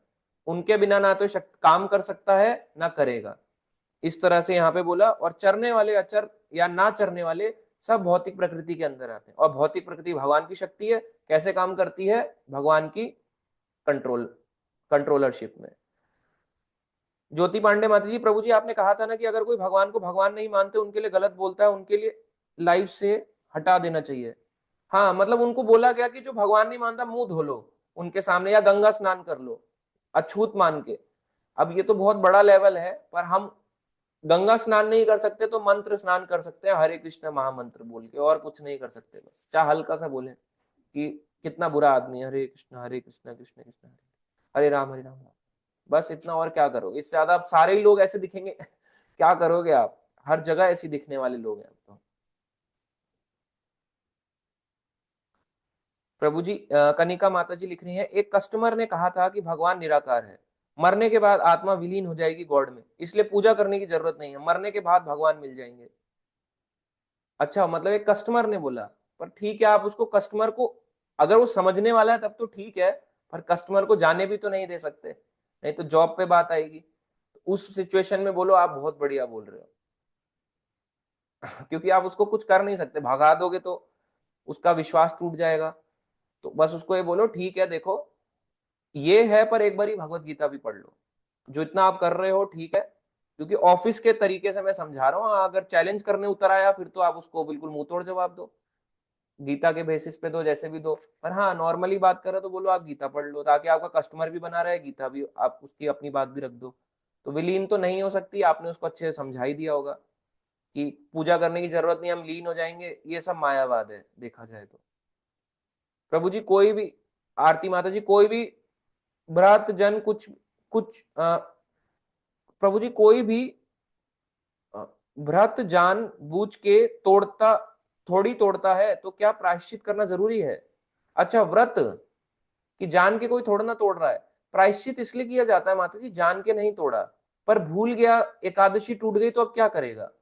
एकादशी में अन्न खा लिया, टूट गया तो क्या बोले, वाह वाह आपने क्या कमाल का कार्य किया। अब जो टूट गए एकादशी में एक दाना भी अन्न खा लो, टूट तो गई ना। तो अब एकादशी के बाद अगले दिन व्रत रखे, जैसे आज एकादशी मेरी टूट जाती है, आज फुल डे फास्ट, उसको कंटिन्यू करें फास्ट को, कल रखें और परसों फिर फास्ट को ब्रेक करें। जैसे मान लो आज है फ्राइडे, फ्राइडे मेरे, अब मान लीजिए आज एकादशी एग्जाम्पल, आज एकादशी मेरे से गलती से टूट गई, तो आज पूरा दिन फास्ट जब से टूटा है, कल का दिन फास्ट, और फिर परसों संडे सुबह को सूर्योदय के बाद में ब्रेक करूंगा, ताकि एकादशी कंप्लीट मानी जाए। प्रीति शर्मा माता जी, थैंक यू प्रभु जी दोबारा से बताने के लिए, क्लास बहुत अच्छी है, थैंक यू माता जी। अब लेते हैं यश माने प्रभु जी का क्वेश्चन था। हाँ जी प्रभु जी। हरे कृष्णा प्रभु जी, आज की क्लास मुझे बहुत ही अच्छी लगी। Thank you so much. आपने बहुत ही आज इजी करके बताया। अभी मेरे एक दो क्वेश्चन है बेसिकली। पहले तो मैं आपको एक चीज बताना चाहूंगा कि मुझे कभी कभी एहसास होता है कि जो चीज मैं कर रहा हूँ उसमें माया है। मतलब ऐसे ही नहीं कि मैं बहुत बड़ी माया की चीजों में लिप्त रहता हूँ, बट कुछ चीजें मुझे ऐसे टेंशन होता है कि ये चीज करना थोड़ी सी, इसमें पढ़ना थोड़ा सा खतरे का हो सकता है भक्ति के इससे। लेकिन फिर मेरे अंदर विचार ऐसा आता है कि मैं सोचता हूँ कि भगवान तो है, मुझे बचा लेंगे, चाहे माया मुझे कितनी भी खींचे, मैं तो भगवान का पुत्र हूँ, भगवान मुझे बचा लेंगे। तो माया में पढ़ने के टाइम ये भी आता है कि अरे भगवान तो है ना, फिर क्या होगा, मतलब माया में पढ़ेंगे तब भी। मैं देखो आपको ना एक आंसर करूंगा कि कई बारी हमें लगता है कि मुझे माया नहीं घेरेगी, या ये मुझे हम्म। बचा लेंगे, ऐसा होता है। हम्म। ये बात तो मैंने, मतलब हम भी सोचते हैं, प्रभुपाद जी के शिष्यों ने भी सुनी होगी, या उन्होंने भी यही कि प्रभुपाद जी हमें बचा लेंगे। पर प्रभुपाद जी चले गए तो कुछ शिष्य आए माया में, ये ट्रुथ है, सब जानते हैं। कुछ पड़े माया में, सारे के सारे प्योर नहीं थे। प्रभुपाद जी आए, सारे प्योर नहीं थे। राम जी आए तो राम जी ने, सारे लोग थोड़ा ना प्योर हो गए थे। हम्म। भगवान राम हो, भगवान कृष्ण हो, क्या दुर्योधन प्योर था? चलो लीला का पार्ट है, पर बाकी लोग जो इतने धरती पे रहते थे वो कहाँ थे प्योर? वो तो प्योर नहीं थे, सारे के सारे तो भक्त नहीं थे, तो सारा ही खाली हो जाता धरती। हम्म। तो ऐसे ही प्रभुपाद जी आए, उन्होंने भी, उनके शिष्यों ने भी तो सोचा होगा कि प्रभुपाद जी बचा लेंगे, माया में नहीं पढ़ेंगे। पर पढ़ सकते हो। ऐसे ही राम जी कृष्ण भगवान के टाइम पे भी सोचा होगा किसी ना किसी ने, तो वो भी दोबारा जन्म मृत्यु के चक्कर में आगे बढ़े ही होंगे कहीं ना कहीं। पर हम्म ऐसे ही हम लोग भी सोच सकते हैं कि मेरे साथ भी कभी भी कुछ भी हो सकता है। मैं कैसे मान लूं कि मेरा फॉल डाउन नहीं होगा? मैं एक सन्यासी हूँ या ब्रह्मचारी हूँ, मंदिर में रहता हूँ, या माता जी हूँ, प्रभु जी हूँ, हो सकता है। पर इसका मतलब ये नहीं कि हम उसके लिए वाहवाही करें। इस खतरे को जान के कि खतरा हमारे को मंडरा रहा है सर पे, इसको जानते हुए इसको समझ के चले बस, कि हमारे ऊपर खतरा है, कभी भी मंडरा रहा है, तो मुझे पढ़ना लिखना सुनना सुनना समझना नहीं छोड़ना। हाँ वो तो है प्रभु जी, लेकिन मेरे अंदर एक कॉन्फिडेंस भी आता है कि मेरे साथ भगवान है भाई, तो मैं क्यों डरूं माया से, ऐसा भी लगता है तो यही समटाइम्स। कॉन्फिडेंस तो उनको भी रहा होगा ना, जो लोग माया के कारण निकल गए। हाँ इस्कॉन में भी कई तो लोग फिर आते हैं, सब थोड़ा ना टिकते हैं, बहुत लोग गलत भी कर जाते हैं, बहुत लोग, इतना कुछ आप सुनते भी हो न्यूज में। वो नहीं पढ़े क्या माया में? तो कोई भी पढ़ सकता है माया में। कई लोग टिके रह के भी माया में पड़ जाते हैं। गौड़िया मठ के लोग क्या माया में नहीं पढ़े थे? ऐसा नहीं आज पढ़े में है। अंडरस्टैंड करने की बात है उस समय प्रभुपाद जी के टाइम पे, क्योंकि किसी ने हम्म हेल्प नहीं करी। क्या भक्ति सिद्धांत के साथ में जो बड़े बड़े शिष्य थे, उन वो लोग माया में नहीं पढ़े थे भक्ति सिद्धांत महाराज के साथ में? तो कोई भी पढ़ सकता है। इसमें वो क्या बात है कि मैं नहीं पढ़ूंगा, ये नहीं पढ़ेगा? कोई भी पढ़ सकता है। उन्होंने भी सोचा होगा हम माला करते हैं, भगवान हमारी रक्षा करेंगे। कोई भी तो पढ़ प्रभु जी सकता है। भगवान भगवान फिर निकालते क्यों नहीं है इन चीजों से? देखो, भगवान निकालते हैं, ऐसा नहीं है। भगवान उस व्यक्ति को बहुत बहुत बार समझाते हैं। जब कोई व्यक्ति गलत करता है, उसको सब पता होता है मैं गलत कर रहा हूं, फिर भी वो जान के गलत में जाता है। उसको पता है हम्म जो मैं करने जा रहा हूँ ये गलत है, इसकी सजा भी मुझे मिलेगी गलत की, पर फिर भी वो व्यक्ति नहीं मानता। तो भगवान हाथ हम्म जोड़ लेते हैं, भाई कर ले अब तू गलत। ओके। और अगर और एक प्रोफेशन की क्वेश्चन बात है। करें तो प्रोफेशन एकदम से कोई नहीं छोड़ सकता, हाँ वो अगर तो आप है उस ही। रे से बोलोगे तो। ठीक है प्रभु जी, और एक क्वेश्चन है वैसे तो, थोड़ा थोड़ा अलग क्वेश्चन है। आज वैलेंटाइंस डे, तो मैंने देखा आते वक्त कि मॉल के बाहर वगैरह बहुत सारे हार्ट शेप्स बने हुए थे, लोग जाके फोटोज वगैरह खिंचा रहे थे। बट जितना मैंने देखा है कि हमारे लाइफ में कोई व्यक्ति किसी को परमानेंटली प्यार ही नहीं करता। मैं मतलब जितने मैंने आज तक देखे हैं, कितने लोगों की अच्छे हैं हमारे चॉइसेस भक्त। देखो, बदलती आप अभी यंग हो, 19 साल के, और आप वैलेंटाइन डे ना मना के, हो सकता है अभी लड़की के साथ घूम रहे होते, मगर आप यहाँ पे हो, तो ये खुशी की बात है हमारे लिए कि हमारे साथ जो यंग यंग भक्त हैं वो वैलेंटाइन डे ना मना के अपनी हस्बैंड वाइफ के साथ हमारे के साथ क्लास ले रहे हैं। तो इससे बड़ी खुशी की बात हो ही नहीं सकती है। लेकिन प्रभु जी मैं सोचता हूँ कि यहाँ पे मतलब प्यार है कि नहीं, मतलब जो लोग हैं वो हमेशा लोगों की प्रायोरिटीज चेंज होती है। लोग किसी एक व्यक्ति से प्यार नहीं कर सकते, जिसको पर्सनल होता है ना, लव पर्सनल चीज होती है। बट मैं अभी देखता हूँ लोग इतने पागल हो रखे हैं कि एक कोई छोड़ के चली जाती है, कोई उसके पीछे रो रहा होता है तो वो किसी दूसरे के साथ सेटल होते हैं। तो मैं वैलेंटाइन पूछना डे ये तो चाह रहा हमारा था। सच बताएं तो त्योहार है ही नहीं। ये एक हाँ सनातन त्योहार है ही नहीं, कहीं से नहीं आता। फिर भी लोग एक दूसरे को मना देते हैं हैप्पी वैलेंटाइन डे, जैसे भक्त भी लिख देते हैं मजाक मजाक में, नॉर्मल रूप में। पर आमतौर पे हमारा फेस्टिवल ही नहीं है। वैलेंटाइन डे लिख रहे हैं, चलो मजाक एक हो गया, ठीक है, पर हमारे फेस्टिवल में कहीं नहीं आता ये। तो प्रभु जी मैं इससे ये पूछना चाह रहा था कि लोग मतलब कोई आपसे परमानेंटली प्यार क्यों नहीं कर सकता? क्योंकि भौतिक संसार है ना, यहाँ पे कोई किसी से प्यार नहीं कर सकता। हमें लगता है कि वो व्यक्ति, चाहे मेरा हस्बैंड है चाहे मेरा वाइफ है, वो हमें प्यार दे रहा है, पर नहीं। मैं उनको कहता हूँ कि आप एक बारी शादी अजमा लो, आपको पता चल जाएगा कौन कितना प्यार करता है। केवल देखो, ये छलावा है बहुत बड़ा। हम्म छलावा है बहुत बड़ा कि हमें लगता है कि ये व्यक्ति मुझे प्यार करता है। मैं ये नहीं कह रहा कि इसका मतलब मैं ये स्टेटमेंट बोल रहा हूं तो हमारा हस्बैंड वाइफ के बीच में कोई मार धाड़ या एक कुश्ती चल रही है। मैं इसलिए बोल रहा हूँ, कुश्ती उश्ती की बात नहीं है ये। समझो, ये चीज हम्म है कि कोई सच्चाई बोले तो कोई किसी से प्यार नहीं करता। अपना स्वार्थ होता है तो उसको लगता है मैं इससे प्यार कर रहा हूं, नहीं तो उसमें प्यार नहीं है। ये बात सच है। कहीं ना कहीं उसमें अपना स्वार्थ छिपा हुआ है। चाहे बच्चा माँ हो, माँ बच्चा हो। हाँ, हम एग्जाम्पल के रूप में तो यही देते हैं कि माँ अनकंडीशनल लव करती है, पर कहीं ना कहीं तो पेरेंट्स का भी स्वार्थ आ ही जाता है। जब आप हम्म कमाओगे नहीं या कोई कमाएगा नहीं, तो पेरेंट्स भी बोलते हैं कि भाई तुम कमा के खिलाओ। हम्म। स्वार्थ तो है ही कहीं ना कहीं, तो वो केवल हमारा भगवान से ही हो सकता है। और मुझे ये भी लगता है प्रभु जी कि जैसे हम अगर सामने वाले से उतना प्रेम करें और वो भी हमसे उतना प्रेम करे तो हम खुश रह सकते हैं, बट वैसा बिल्कुल। होता नहीं है।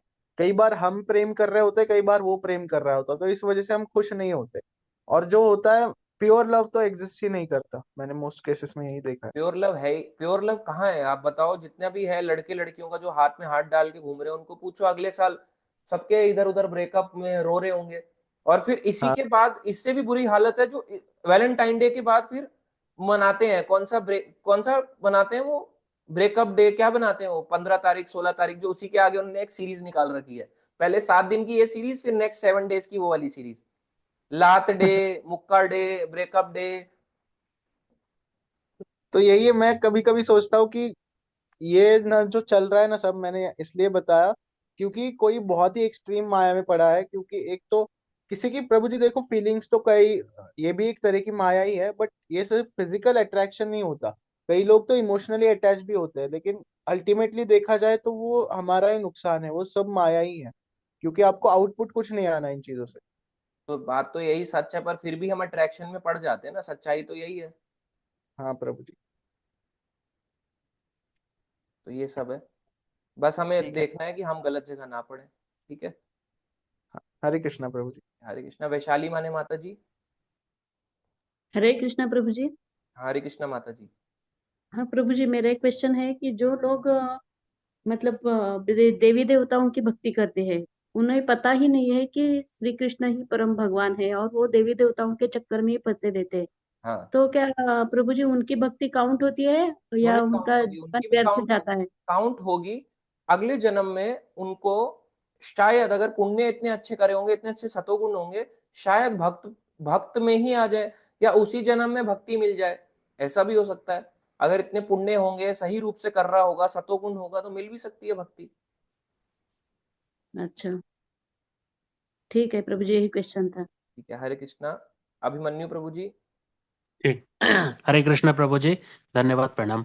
प्रभु जी आज की क्लास बहुत अच्छी रही। थैंक यू प्रभु जी। प्रभु जी मेरा एक क्वेश्चन था, जैसे यशमानी प्रभु जी ने पूछा था कि माया में पड़ने के बाद, तो प्रभु जी उसमें मतलब जो डिवोटिव होता है उससे क्या रियलाइज होता है कि सच्ची में मैं माया में पड़ गया हूँ, उसके क्या क्या सिम्टम्स होते हैं प्रभु जी? देखो, अगर आपका मन, चैंटिंग खत्म हो रही है, और अगर आपकी रीडिंग नहीं हो पा रही, ठीक है, कभी नहीं हो पाई, 1 2 दिन 4 दिन, ठीक है, किसी रीजन से फंस गए, कुछ काम पड़ गया, मगर वो कॉन्टिन्यूअसली चल रहा है फ्लो, आपकी चैंटिंग गिर गई, आपसे क्लास लेने का मन नहीं कर रहा, सुनने का मन नहीं कर रहा, तो समझ लो माया ने पकड़ लिया, हमें जकड़ लिया। और सब कुछ करते हुए भी अगर दूसरों के प्रति दया नहीं आ रही, तो ये भी एक तरह से माया ने कहीं ना कहीं झगड़ा हुआ है। जी सब जी कुछ जी। पढ़ते सीखते हुए भी अगर उससे धन खींचने की इच्छा है, जैसे भागवत कथावाचक करते हैं, तो ये भी माया ही है। तो प्रभु जी हमें ये माया से कौन निकाल सकता है? गुरु निकाल सकते हैं फिर माया कोई और? में असल में देखो, वो पढ़ता हुआ व्यक्ति खुद है। ऐसा नहीं हाँ। है कि उसको निकालने वाला, देखो कोई हाथ दे के बोल सकता है कि मेरा हाथ पकड़ो और बाहर निकलो, मगर थोड़ा तो हम्म। प्रेशर उसको भी लगाना पड़ेगा ना। कितना जी ही जी। कोई खींच लेगा अपने आप को कि भाई ला मेरे को हाथ दे। गुरु इतना नहीं कर सकता। कोई भी भक्त केवल उसको उठा सकता है, मगर अगर वो अपनी ढीठ होके अपने शरीर को भारी कर ले, बोले मैं नहीं उठूंगा, ऐसे करने लगे, अपने आप को नीचे पुल करने लगे, तो वो भी कहेगा भाई पागल हूं मैं, इसकी मदद क्यों कर रहा हूँ। जी जी। तो तो हाथ प्रभु जी। देने के लिए हाथ ऐसे बढ़ाना पड़ेगा पूरा का पूरा, कि मेरे को बचाओ, मेरे को हाथ पकड़ के ऐसे करके उठा लो। अगर वो जी हाथ देना दे रहा है और अपना हाथ को कस के पकड़ रख रहा है, या अपने शरीर को भारी करे जा रहा है, तो कैसे सामने वाला उठाएगा। अगर वो उठा रहा है, तो हमें भी थोड़ा गड्ढे से ऐसे ऐसे करके थोड़ा झटपटाना पड़ेगा, पैर से अपने चलाने पड़ेंगे हाथ पैर। जी जी। प्रभु जी मेरा एक लास्ट क्वेश्चन है कि जैसे मान लो कि कोई देवी देवताओं को पूजा करता है, ये मान के ये कृष्ण के वो है मतलब अंश हैं, तो प्रभु जी जो उनकी भक्ति में लगे रहते हैं उनको कितना वो मिलता है, मतलब पुण्य, मतलब उनके अगर जो रिजल्ट का कोई क्या होता देवी है? देवता की भक्ति में लगा है, उनको पुण्य तो मिलेगा, ये बात तो तय है। अब ये हम्म। कितना मिलता है, ये उनकी उसके ऊपर है कि उसने देवी देवता से क्या मांगा। कृष्ण मांगे, भक्ति मांगी, ऊंचा लोक मांगा, कुछ और मांगा, क्या मांगा, ये उनकी मांग के ऊपर है कि उन्होंने किस तरह की उनसे मांग करी है। मतलब यही है कि वो देवी देवताओं को हम पूछते हैं ना कि आप देवी देवताओं की क्यों पूजा करते हैं, तो वो लोग बोलते हैं हम ये कृष्ण हम जो है इनकी पूजा करें, इट मीन्स हम कृष्ण की ही पूजा कर रहे हैं। तो उस लेवल पे मेरा क्वेश्चन था ये। देखो, उसमें तो आह्वान तो कुंती ने भी किया देवी हम्म। देवताओं का, और उससे उसको पुत्र प्राप्त हुए। पर उसने आह्वान अपनी मर्जी से ना करके, पांडु ने कहा कि मैं आपके साथ संबंध नहीं बना सकता, तो आप देवी देवताओं का आह्वान करो। ये उन्होंने बद्रीनाथ में, पांडुकेश्वर एक जगह है, वहां पे आह्वान किया कि आप आह्वान कीजिए देवी देवताओं का और मुझे पुत्र दिलाइए, कि सारे धृतराष्ट्र को जाएंगे तो मेरे क्या होंगे, मुझे कीजिए। तो उसके बाद उन्होंने आह्वान किया, देवी देवताओं ने कृपावश अपने अंश रूप पुत्र दिया। तो उन्होंने दिया, तो देवी देवता इच्छा पूरी करते हैं, मांगने के ऊपर है कि हमारी मांग क्या है उनसे। भौतिक चीज मांगोगे भौतिक ही देने वाले हैं। जी जी जी जी, धन्यवाद प्रभु जी, यही क्वेश्चन था मेरा प्रभु जी। ठीक है, हरे कृष्ण प्रभु जी। हरे कृष्ण।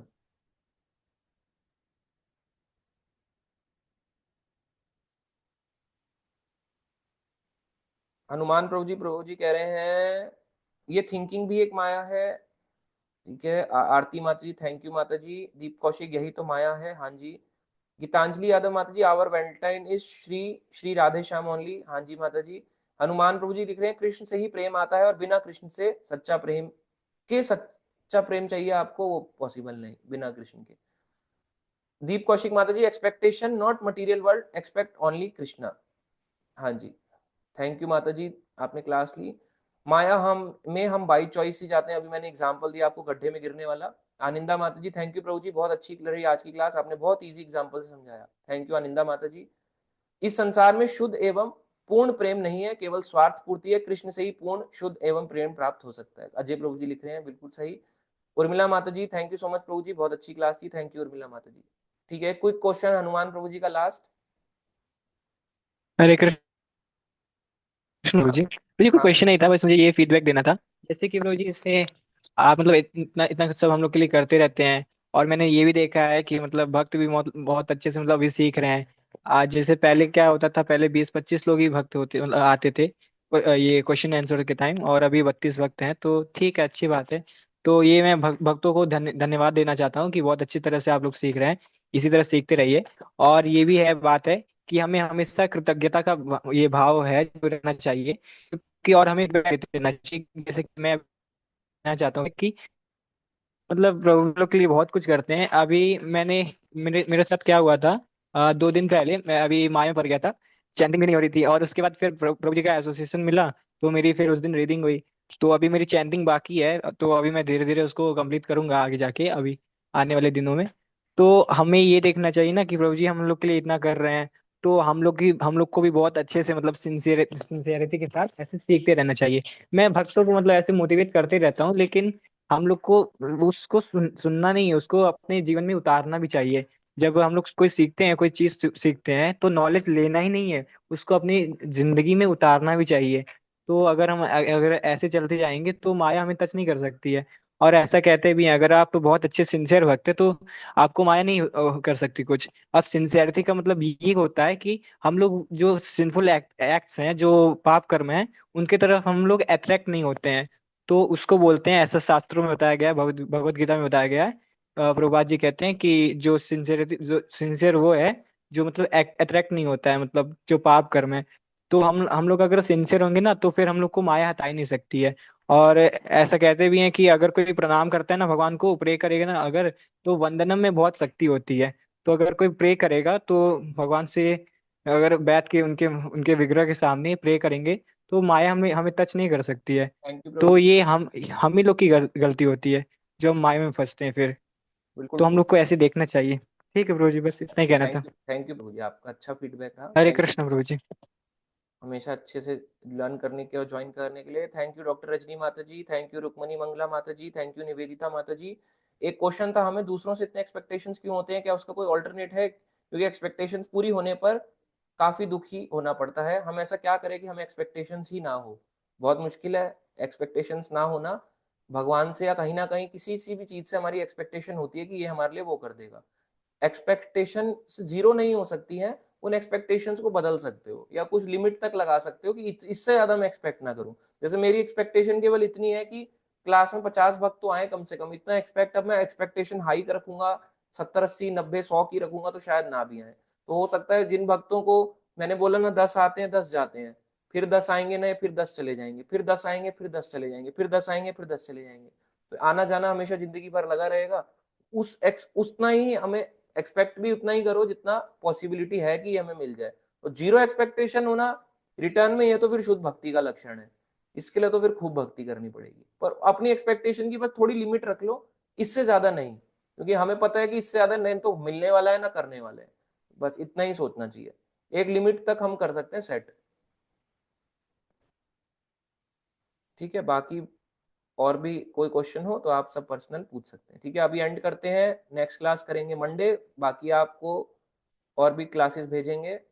मंडे महाशिवरात्रि पे करते हैं। सभी अनम्यूट करके चैंट कर सकते हैं, हरे कृष्णा हरे हरे कृष्णा कृष्णा हरे कृष्णा हरे कृष्णा राम हरे हरे राम हरे राम राम राम हरे हरे। जय हरे जय श्रीमद् भगवद गीता की जय। सब जय। जय। जय निताई गौर प्रेमानंदे हरि हरि हरि बोल बोल। हरि बोल।